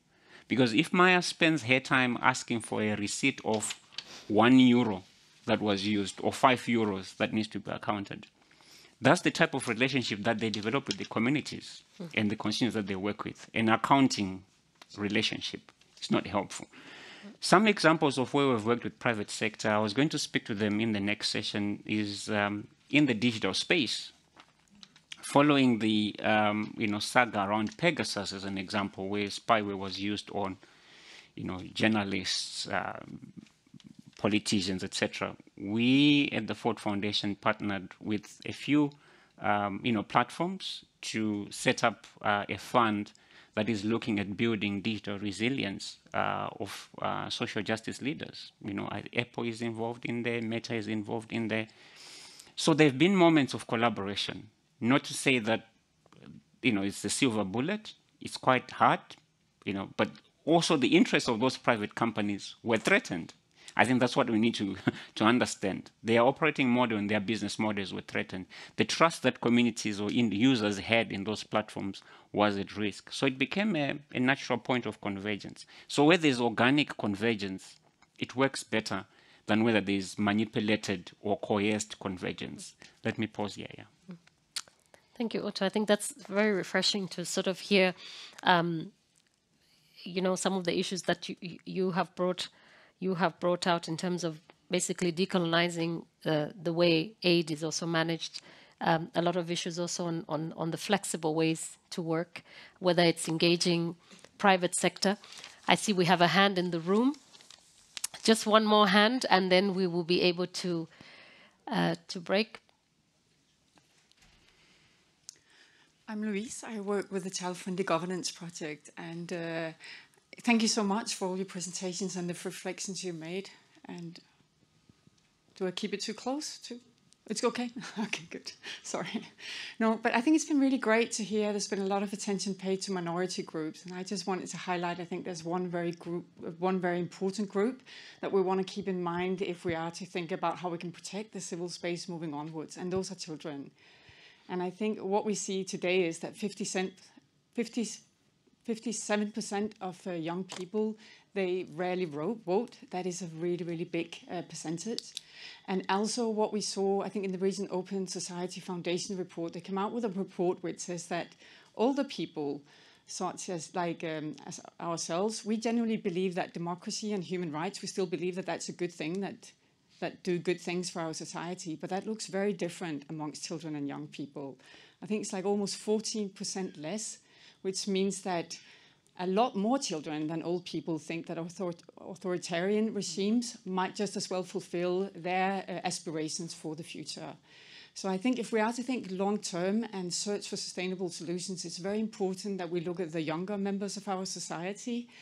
But I think we should stay positive. And on a positive note is that we can already start democratic education, teaching the values of democracy, and also teaching children about their civil and political rights, because they have these human rights as well. And we can do that already at the age of 3. So we just have to remember them. So thank you. Thank you for that question. And I think in line with that is also to say that, experience sometimes also is the best teacher. So what do we also give them as an experience of today's world? Thank you for highlighting that part. And at this point, I would like to say thank you to our panelists for having shed light on a lot of different issues around reclaiming civic space. And also just to say thank you to the audience here for listening in, for sharing in your reflections, and also to the audience that's joining us online. We say thank you Fumba Stevenson, we feel like you've been with us this whole time on the stage. So thank you again for bringing in your insights into this very important conversation. Maya and Otto, thank you. And I think at this point, we will now break off for a cup of coffee. We will ask that for those who are on the online, you also have an opportunity to grab a cup of coffee, and we will be coming back, if I'm not mistaken, at 4:20. Yes, thank you.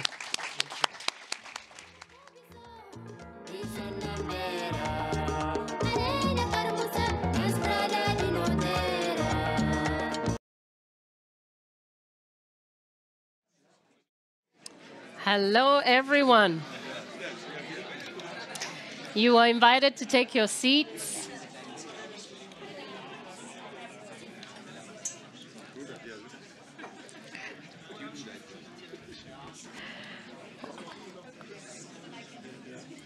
All right. That's a sign of either very good coffee, which I was reminded is not Swiss, but packaged in Switzerland, but also a very good sign, I think, of the networking space that's been made available. So do take advantage, and really nice that we're able to continue this networking space after we finish with sitting in the room. So it will be a more relaxed atmosphere a little bit later. But now it's game time. So I'm hoping we can see, well, not the kind of game where we sort of we have a bit of competitive spirit. We've got to sort of allow a little bit of that and allow a bit of challenging spirit as well in the space. And there is, so it's a social e-game. And the setting is a hypothetical country called Kahuri. And Kahuri is a collision of human rights actors in an Asian country called Moon Country. Please do tell us that there's no country called Moon Country in real life, so that's why we're saying it's hypothetical. And the idea with Kahuri is they want to work on promoting an open civil society. But of course, as we have heard today from the different speakers that we have had share with us, but also from the audience, there's a lot of challenges. And a lot of different scenarios. But we thought, how about if the game is sort of looking at 6 situations? And during this game, you are the president.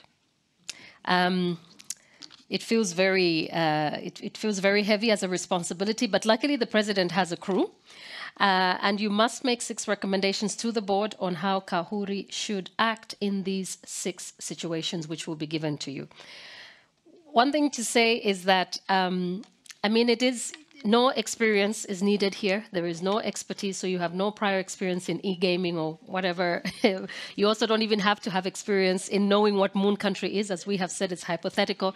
So that means that it's open to everyone.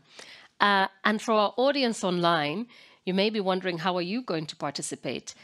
So I will start with our audience online. We've got 2 ways for you to participate. You can decide to join a breakout room, which will be created and the prompt will be shared soon, or you can just stay in the plenary room and play it by yourself.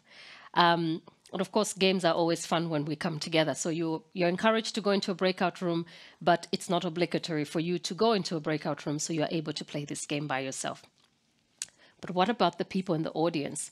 You've probably seen a display of computers around the room. And if you haven't seen them, that means you've been very good at networking. But they are about 20 tables spread around the room. And the idea, and now I also ask you to check, I'm not asking you to stand up, but to just check under your seat that there is a number.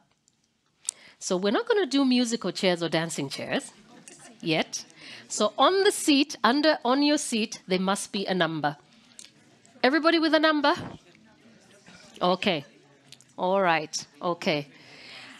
And that number represents the desk that you will go to, or the cocktail table, as they are seen high, that you will go to in order to play this game in Moon Country as part of the Kahuri organization, where you play the role as the president. So what is the goal of the game? Now, the idea is that, I mean, I'll go to the end of the game. That's probably, it was easier for me to understand it, is that we basically want to get two results. So if you're result-oriented, you're a bit like me. You want to understand what's the result before knowing the rules of the game. Because then you are more strategic. There will be some kind of a ranking, but it's not an unfair ranking. So it's a bit of a light ranking. So you are either high or less high. This is the kind of ranking we have. So nobody gets to fail. So you're not being set up for failure.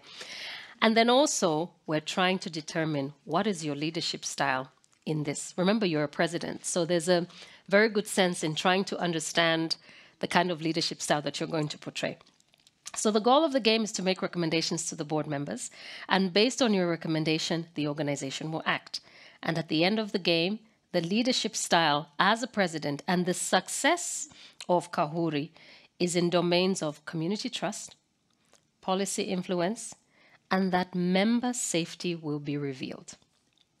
So we would like to see how many teams there will be. So how many teams we kind of end up, coming together. You have 30 minutes, so there's quite a bit of time for this. So now that you know your number, what will be important is that you probably find yourself sitting in probably between 4 to 8 people. But you don't have to determine, you have the number, so just go to the table. Don't look for an empty space. And I've explained the rules of the game for those who are in the room. So you are divided obviously into 20 teams. You're going to find 20 standing tables with a laptop and a number, 1 to 20 clockwise. So, I have to give you the lay of the land in case you begin to go in different directions. Not networking during the e-game. Find your table and get there. And you will have some questions during the game because you're probably wondering, what are you going to play? So there's a laptop that's going to give you all the instructions. There is no WhatsApp access, no Telegram, no Signal, no Facebook, no Instagram, and no TikTok. Only the game is on the computer. So the rules of the game are going to be explained to you. And guess what? We have staff from Helvetas who will be able to help you navigate how you play the game. Engage and have fun. Now, again, just for those who are participating online, a cue from the colleagues, if you could go ahead and create maybe the breakout rooms, which have already been created. All you have to do is to press the button and it will give you access to go straight into the room. And we will come back later to hear a little bit about, how that was. Happy playing.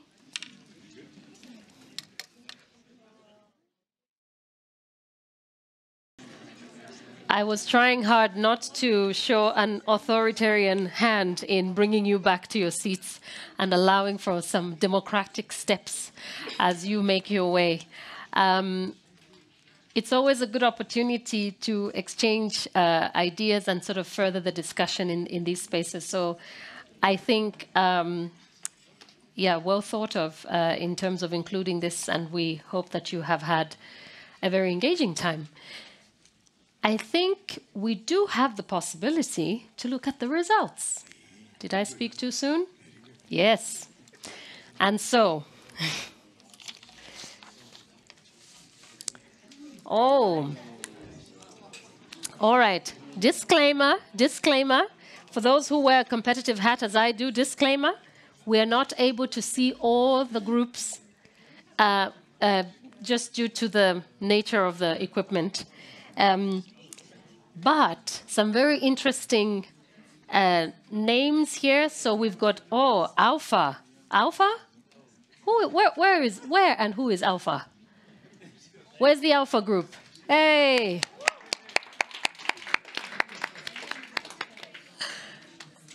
Well done to Alpha. I think it's a good space. Did somebody from Alpha want to share a little bit about what you thought about the game? There you go. Winners have to speak.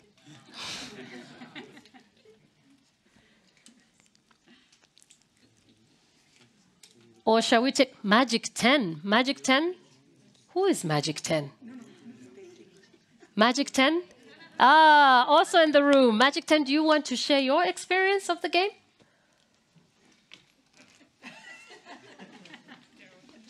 Or anyone else who'd like to share? Yes, no. Let's start with Magic 10, please, and then we'll move on.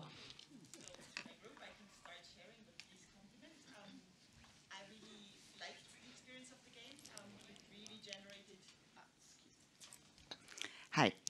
and my name is Anna, to start with, and please compliment from the group. But I really enjoyed the experience with the game. It generated very interesting discussions about different situations, and the fact that you had to choose also like made you go beyond that, well, it depends situation, right? Because that was like the first thought in every question was like, well, it depends. It depends on what kind of organization or coalition we are. It depends on what kind of context we are. It depends on who else is there, etc. But well, then you have to take a decision. And yeah, we are actually happy with the result.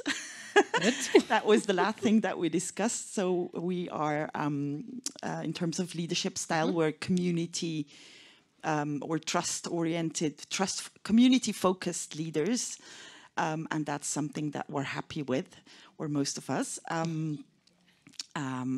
Yeah, focusing really on what the community needs, wants, and how to make that the top priority of how we act. And I think that's very valuable, and happy with that.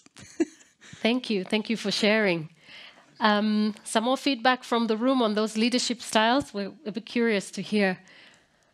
Please go ahead. I was in the group Alpha, and we were 3 people from Helvetas and 2 from SDC. Who's coming? Okay, Mike's coming, yes. We were 3 people from Helvetas and 2 people from SDC, so we were in perfect harmony, you know. And the choices were difficult, because it wasn't the ideal choices that you would like to have, but there was no other options. And we kind of sometimes also thought that how would it score on member safety, or how would this option would score on policy level? And you would always have to weigh in terms of if a scale would go higher or lower and where we are lacking. So the decision was actually not, or the center of our decision-making process was to be on the top. Full-on competitive spirit. Yeah, so I mean, this is what we had in our group. But yes, more or less, we did not have many disagreements. And yeah. And what was your leadership style? Member safety. And there were certain things that nobody wanted to compromise at all, no matter the scores would go down. So violent protest, that we knew that there is no way, even if the score would go down, no way. So, yeah. That's good. Some things are not worth the compromise. Thank you so much. Congratulations to all of you, because I think that what has been important...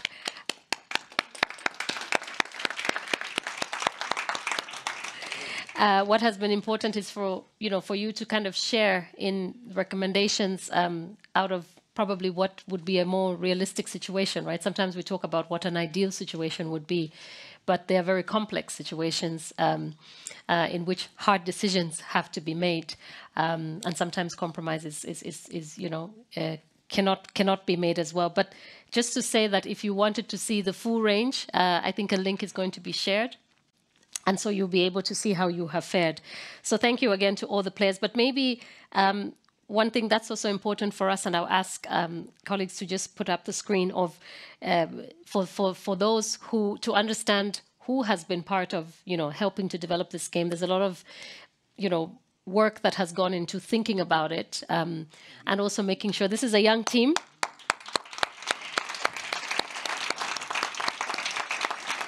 A young team that is based in the eastern part of Ukraine, and they're called Absolutist, and they developed the game. So many thanks to them, who obviously they're not here with us, but I think it's always very good for us to reflect into the crew. But then also from within the room, and I'll ask them to stand up because they were not expecting it, Peterson and Nadia.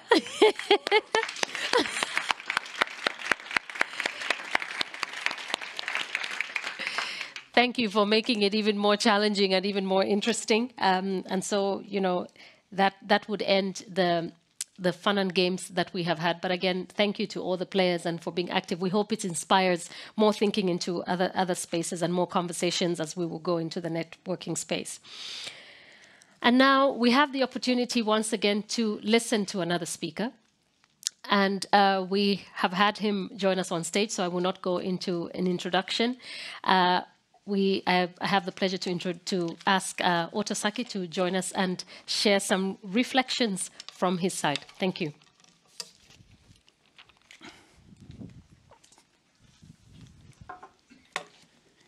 Thanks so much, Paddy. It's towards the end of the day, so I'll try to be brief because I think the attention span, reduces with the day. So I'm with the Ford Foundation, as mentioned.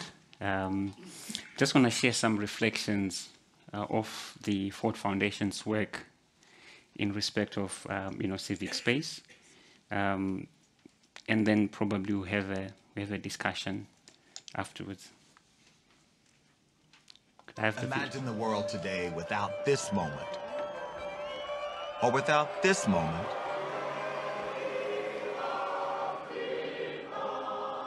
or this moment. We children are doing this to wake the adults up. So what connects these moments, these movements, these transformations?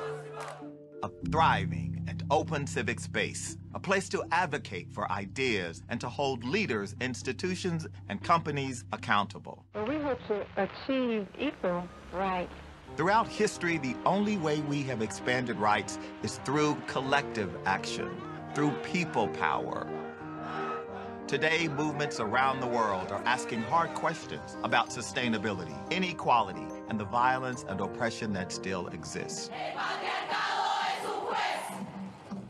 At the Ford Foundation, as part of our long-term commitment to protecting and expanding civic space and democracy, we are listening.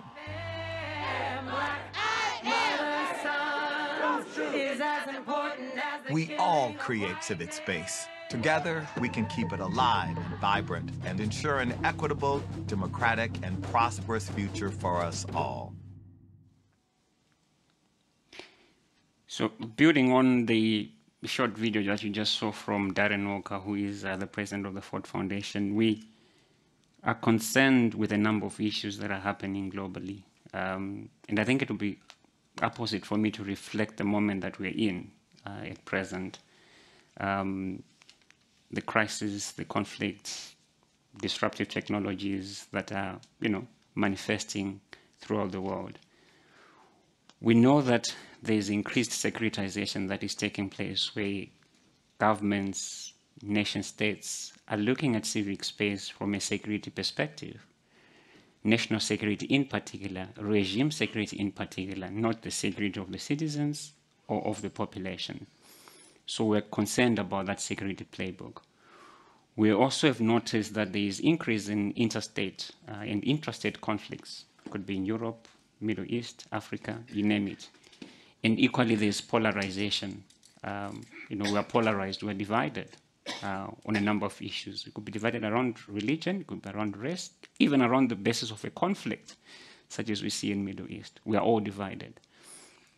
There is weakening of multilateral systems, platforms that we historically would run to or would find as sources of refuge or sources of resolution of conflict are equally incapable, limited, or compromised in their ability to provide solutions. There's the climate catastrophe, right? Global warming that is happening, the reduction of greenhouse gas emissions. There's a whole targeting of climate defenders, the very same people who are saying, we should watch how we act, spend, produce power, are being arrested, locked up. In a recent development in Vietnam, as an example, there were about 5 or so defenders who were locked up on different charges of tax evasion, but their real, cause was, climate justice defenders. There's the whole debate around energy transition, where we are saying we have to move from fossil fuel powered energy sources to renewables. But we know that the majority of communities that will be affected by that are the indigenous communities because the green minerals are found in their communities. So there's going to be increased mining that is going to take place in those areas. We're also aware of disruptive technologies, artificial intelligence. I think almost every other president, nation is talking about AI. AI policies are being churned out left, right, and center. And we know that what it has done to offline and online spaces, surveillance, technologies being produced, and the power of platform companies. So this is the moment that we're in, but it's not entirely a hopeless moment, but just for us to ground ourselves, in the reality. What we have tried to do at the Ford Foundation, again, this is just part of some of the things that I thought we would share with you, is to take a preemptive and preventative approach, which could be termed as reclaiming, civic space. And there are four that I'll just, walk you through in terms of what we're trying to contribute to. The first is what we're calling raising the political cost. We have observed that killing of human rights defenders, journalists, social justice leaders, it can easily be done. There's no cost to the execution, the disappearance, or the murder of an activist. It's like, any other given day. And over the years, the numbers are increasing. If you look at the reports from either Global Witness, from Frontline, the Business and Human Rights Resource Center, Protection International, Amnesty International, all of them are listing this worrying trend. But we need to stem the tide by identifying ways of ending impunity. How do we bring about individual accountability for those acts? Communities know who is, behind those killings. They know. They can identify. They can give witnesses, and also they know their connections insofar as economic interests are concerned, investments issues are concerned. So we are thinking of ways of identification of new and different leverage points for accountability purposes, using the existing systems, but also other new systems. The second that I'll just speak about is what we're calling weaving resilience. And with weaving resilience, it's an initiative that was started by our program, which is almost over 5 years for about $80 million, where we are investing in groups in the global majority through proactive approaches for financial strategic well-being. So what does that look like? How do you design a well-being and holistic protection strategy for a group in the global south? For them to think about mental health, digital safety and security, but the collective wellness of that community that they work in. Because many a times we expect these organizations to be on the forefront of the work, but we're not counting the costs mentally, socially, emotionally that it has, right? So that's one of the interventions that we're looking at, weaving resilience. But there are fundamental principles that we are looking at. It has to be anti-colonial, in the sense that we are not telling them the solutions. We are allowing them to design what the solutions look like in each particular region, in each particular community. We're also saying it's driven by feminist principles, anti-patriarch in nature. It also takes into account the needs of people with disabilities, persons with disabilities. So it's an inclusive, platform. Then the other initiative that we're looking at is around environment and climate. We are trying to scaffold what we're calling a high-level collaborative action of multi-stakeholders to protect environmental and climate defenders and to ensure their effective participation in global, regional, and national climate and environmental processes. We think it's high time that we sort of elevated the voices of climate and land environmental defenders. If we are to meet the targets of reducing global warming by 1.5 degrees, science is saying that we are already way behind. So why not make it easy for communities and individuals who are trying to, help everyone and help humanity, achieve those targets? Then lastly, it's what we are calling a digital resilience network, which again has been made in partnership with, private sector that I mentioned earlier on, but again with global majority groups, to strengthen the digital resilience, and the social justice ecosystem, again driven by those principles: anti-patriarchy, anti-colonial, and anti-ableist. These are some of the things that we are trying to do at the Ford Foundation. It's certainly not enough. We could certainly do more. But with collaboration and partnership with some of you here present, I think we'll be able to, keep hope alive and reclaim civic space. Thank you for the opportunity. Back to you, Paddy.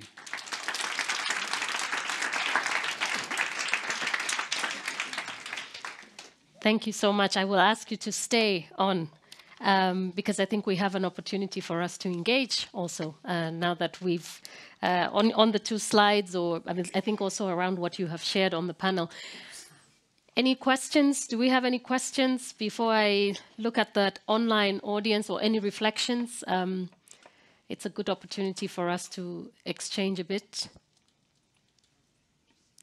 Yes, please go ahead. Just to give us your name and your organization. Thank you. Yeah, hello, David Bex from Helvetas.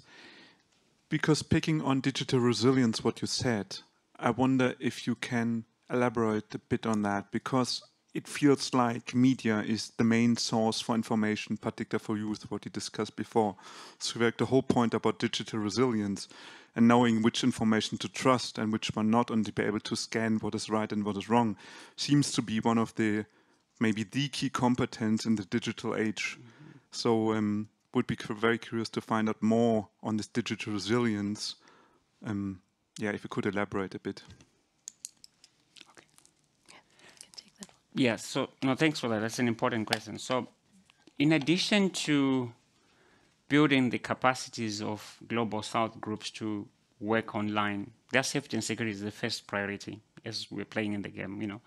But secondly is the ability to work and interact with the ecosystem. The wider audience will use online platforms, youth, young people, etc., etc. There are a couple of ways that we are contributing to that. First is the partnerships that we are advancing are looking at how to challenge or to respond to disinformation online. How do you identify the authenticity of information that is circulating? They could be through fact checkers, which is one of the things that we do, we support rather, or they could be through initiatives grounded in the local community that would be able to weed out, you know, disinformation or misinformation. The other dimension is the partnership with social media companies themselves. So with Meta, or with Twitter, you name it, and even those that might not necessarily be seen as progressive. We try as much as possible to have conversations with them through our partners on how to deal with disinformation. We're not ignoring the traditional media, by the way. And one of the things that we have observed with the traditional media is that because of digitalization or digital transformation, traditional newspapers or media sources are at risk, because the economic revenue model of media houses has always been advertising. But most of the advertising now is moving online. So you cannot run a newspaper without revenue. So we're even partnering with media houses and newspapers and organizations to find ways of introducing their economic viability so that they are able to sustain themselves through revenue generation and other ways of matching with the changing economy. So those are just some of the examples that I could give, yeah. Thank you. We have a question online. The Ford Foundation also has a strong culture engagement. Do you also link supporting culture and supporting the civic space?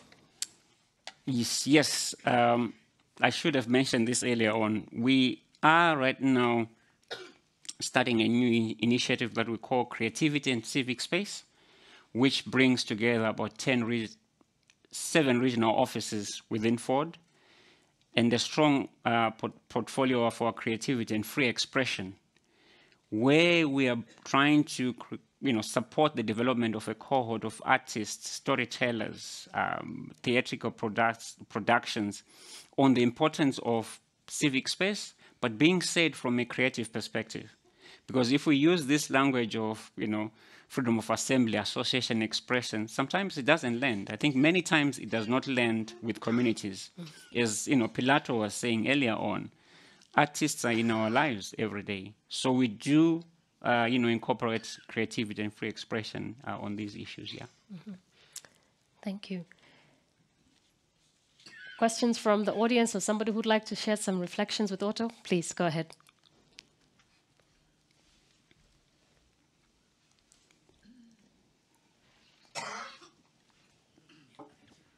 Hello, Celestine Crichel from Helvetas.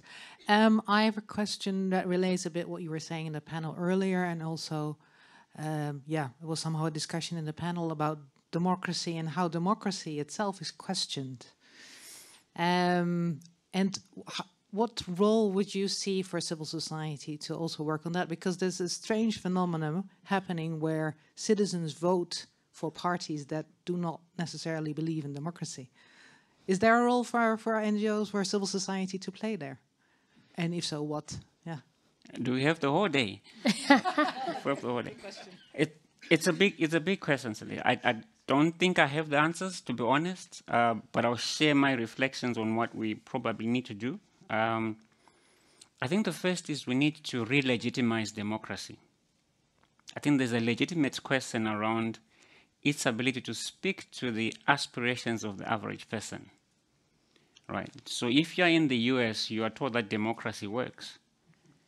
But there are some who see it working, and there are others who don't see it working. It hasn't worked for the black and brown people in the US for years. So if you say democracy works for them, they'll probably ask you, who is it working for, right? So with each context and with each region, there's a difference and a very nuanced understanding of what it means. So I think there's a re-legitimization of democracy that we need to grapple with. The second point that I would speak about is that democracy and inequality, the rich are getting richer, the poor are getting poorer, but we're told it's a democracy. So my ability to get basic goods and services, don't even talk about bread, just water. Bread is a luxury. In a democracy, is a challenge, right? Some of the existing democracies are the most unequal societies. You know, I spent some time, I lived in South Africa for a couple of years, the most unequal, but it's a democracy. So the trust in a democracy of the average person who lives in a township in Khayelitsha in Cape Town, next to the rich, they don't see democracy working for them. They see it working for someone across the road who has water, electricity, but not for them who are in an informal settlement. When it rains, their roof leaks. They don't even have access to energy. They're just divided by a road. So it doesn't work, right? So I think we need to grapple with the fundamental questions around democracy and not skirt around, around the margins on what the issues are.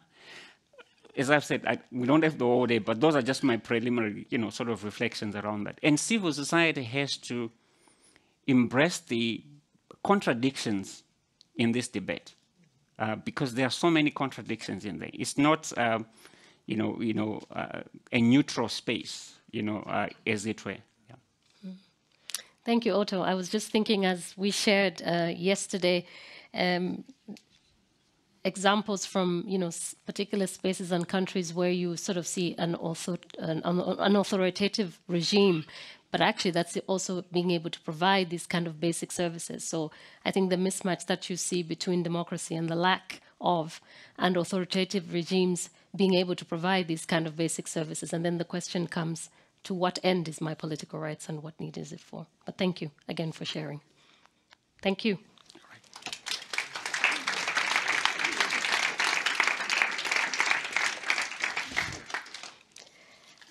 And now we've come to a point of wrap-up, and I'm really glad that I don't get to do that mammoth task, because it is such a mouthful. After panelists have shared, the audience, there's a lot of rich inputs that have been shared, and I have the privilege of asking to come and join me here on the stage, or to take over the stage, Rupa Murkeki, who is the Director of Advisory Services here at Helvetas.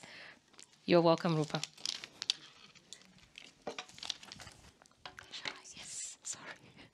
Thank you, Paddy, and what a deep and thoughtful conversation you have triggered. And indeed, you've given me the most difficult task of summarizing, but I take it with pleasure, because it's been one of the most inspiring symposiums that we have had, and thank you all for that.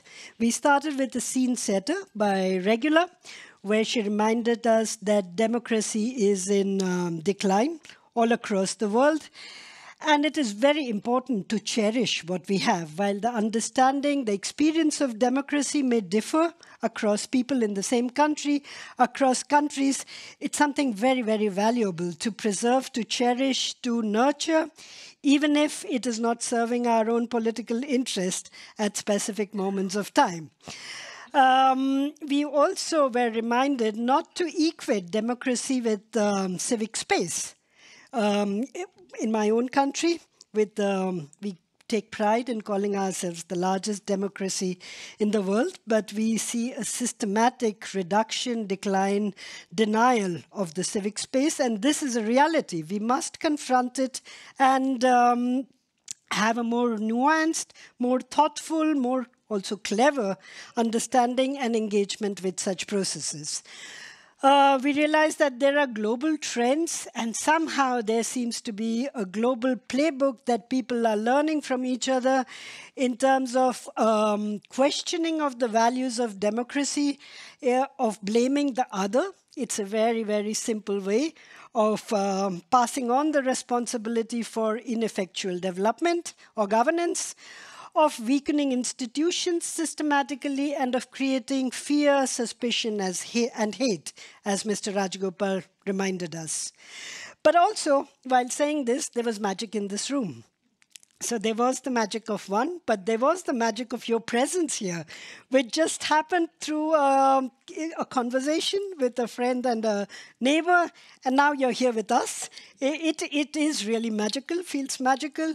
It was also wonderful to have Stephenson so present here. Although we really struggled to bring him here, we really worked on his visa, on his travel. It didn't happen, but he was here. And you may say that's just technology, but I do believe it's magic.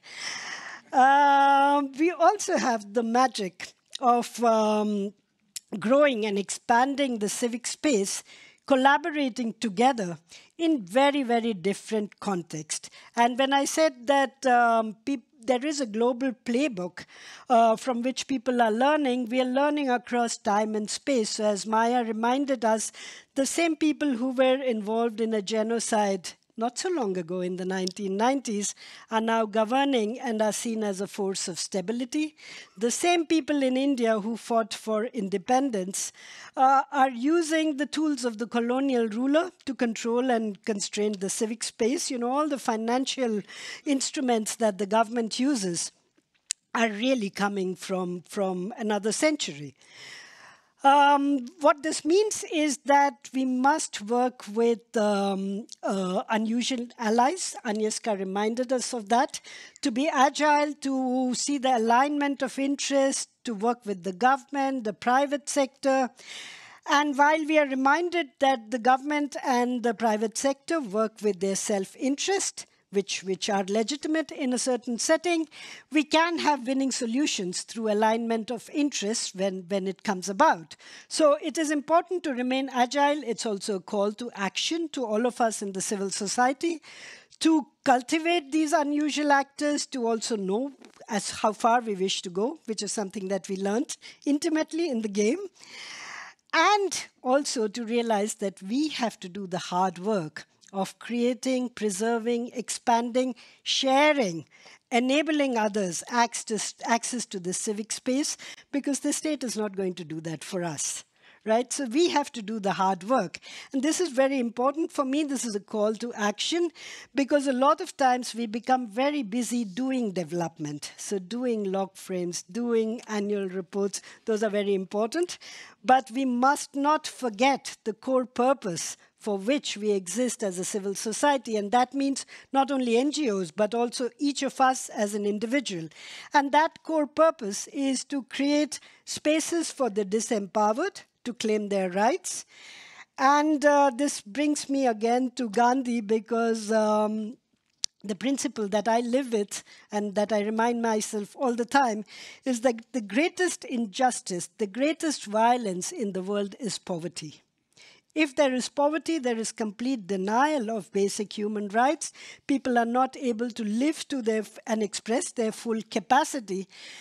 And if we really believe in fairness and justice, then poverty is what we must address. And in everything that we do, it is vitally important that we keep the face of the poorest person we know in front of us and ask ourselves how this action is going to affect them. affect this person, you know, to have that image and to make it personal.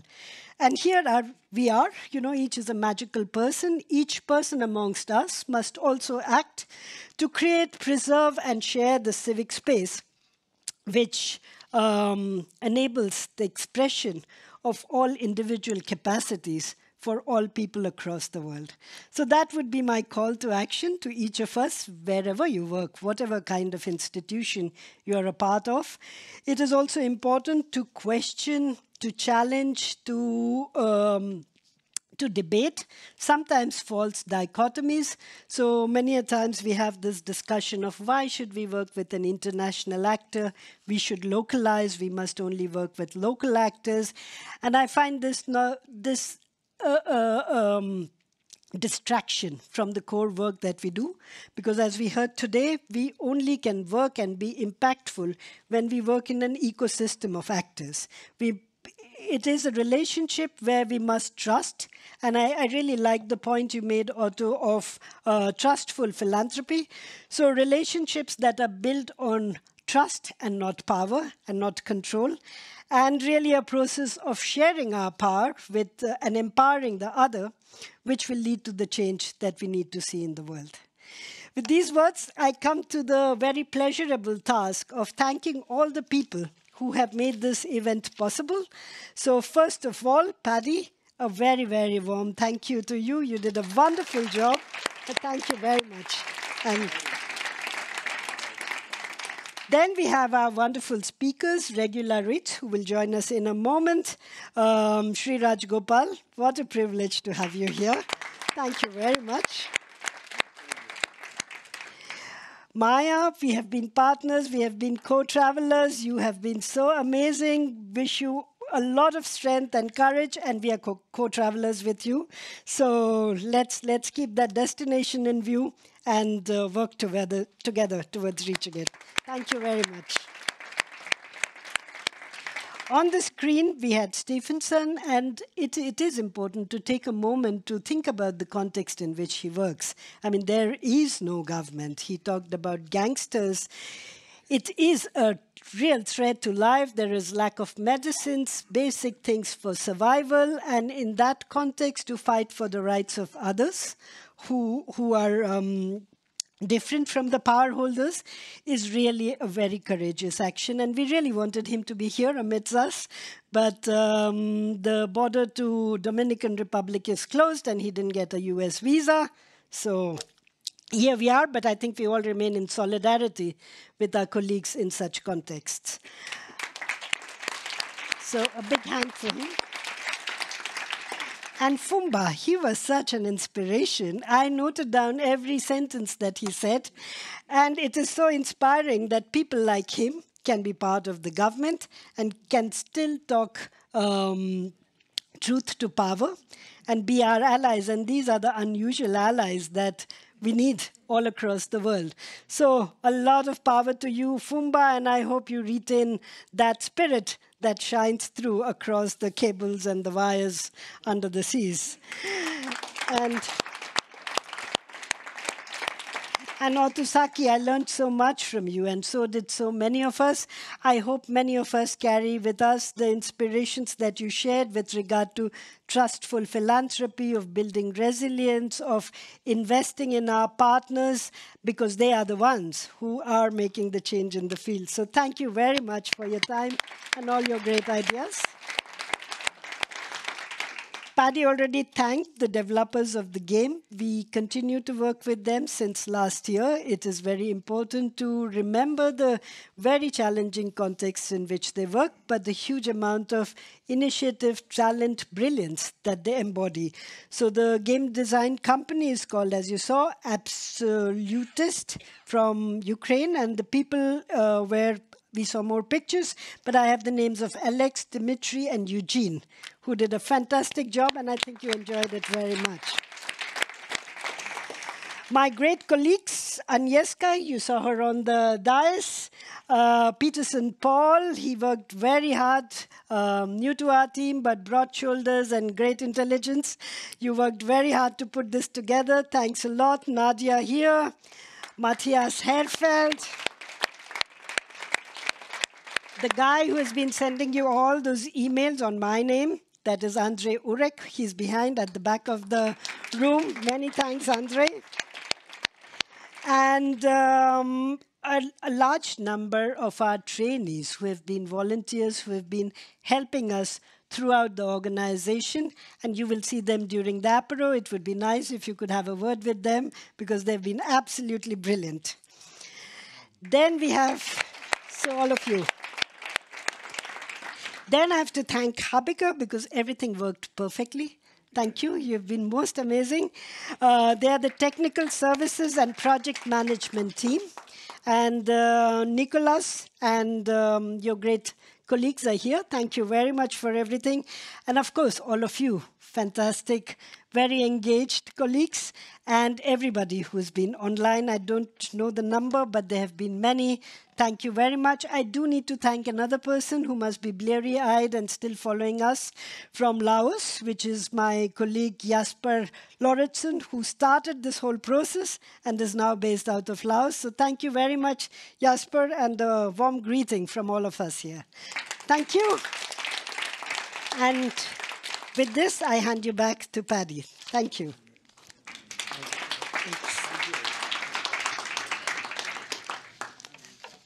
I think we could continue giving a round of applause for your fantastic wrap-up.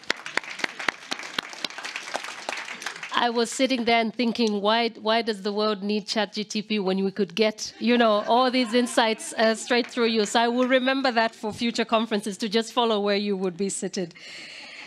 No, I think it's been, many thanks to the panelists, really, and to Peterson and Andre. A moderator is only as good as the panelists. A lot of work has gone into us unpacking, sitting in Zoom rooms, but really us trying to get a lot of insights that come through. So thank you again for all the insights that have been shared today. We have only one small piece of work that we need from you before we close the event. And so I think on the screen there will be an evaluation form, which is for us to get some feedback from you about the event for today. So really happy that I don't have to say, please put up your phones and scan. And it will probably just take about 2 minutes or a little bit longer. But not more. The idea is really for us to be able to learn from this particular experience, and for those inputs to be shared with the relevant teams for future events. So thank you for taking time to answer it diligently and to answer it honestly as well. Thank you. And for those who are joining us online, who are still with us, we say thank you also for sharing your feedback. And I think that has been shared in the chat as well. So you are able to engage and stay connected with us at this event.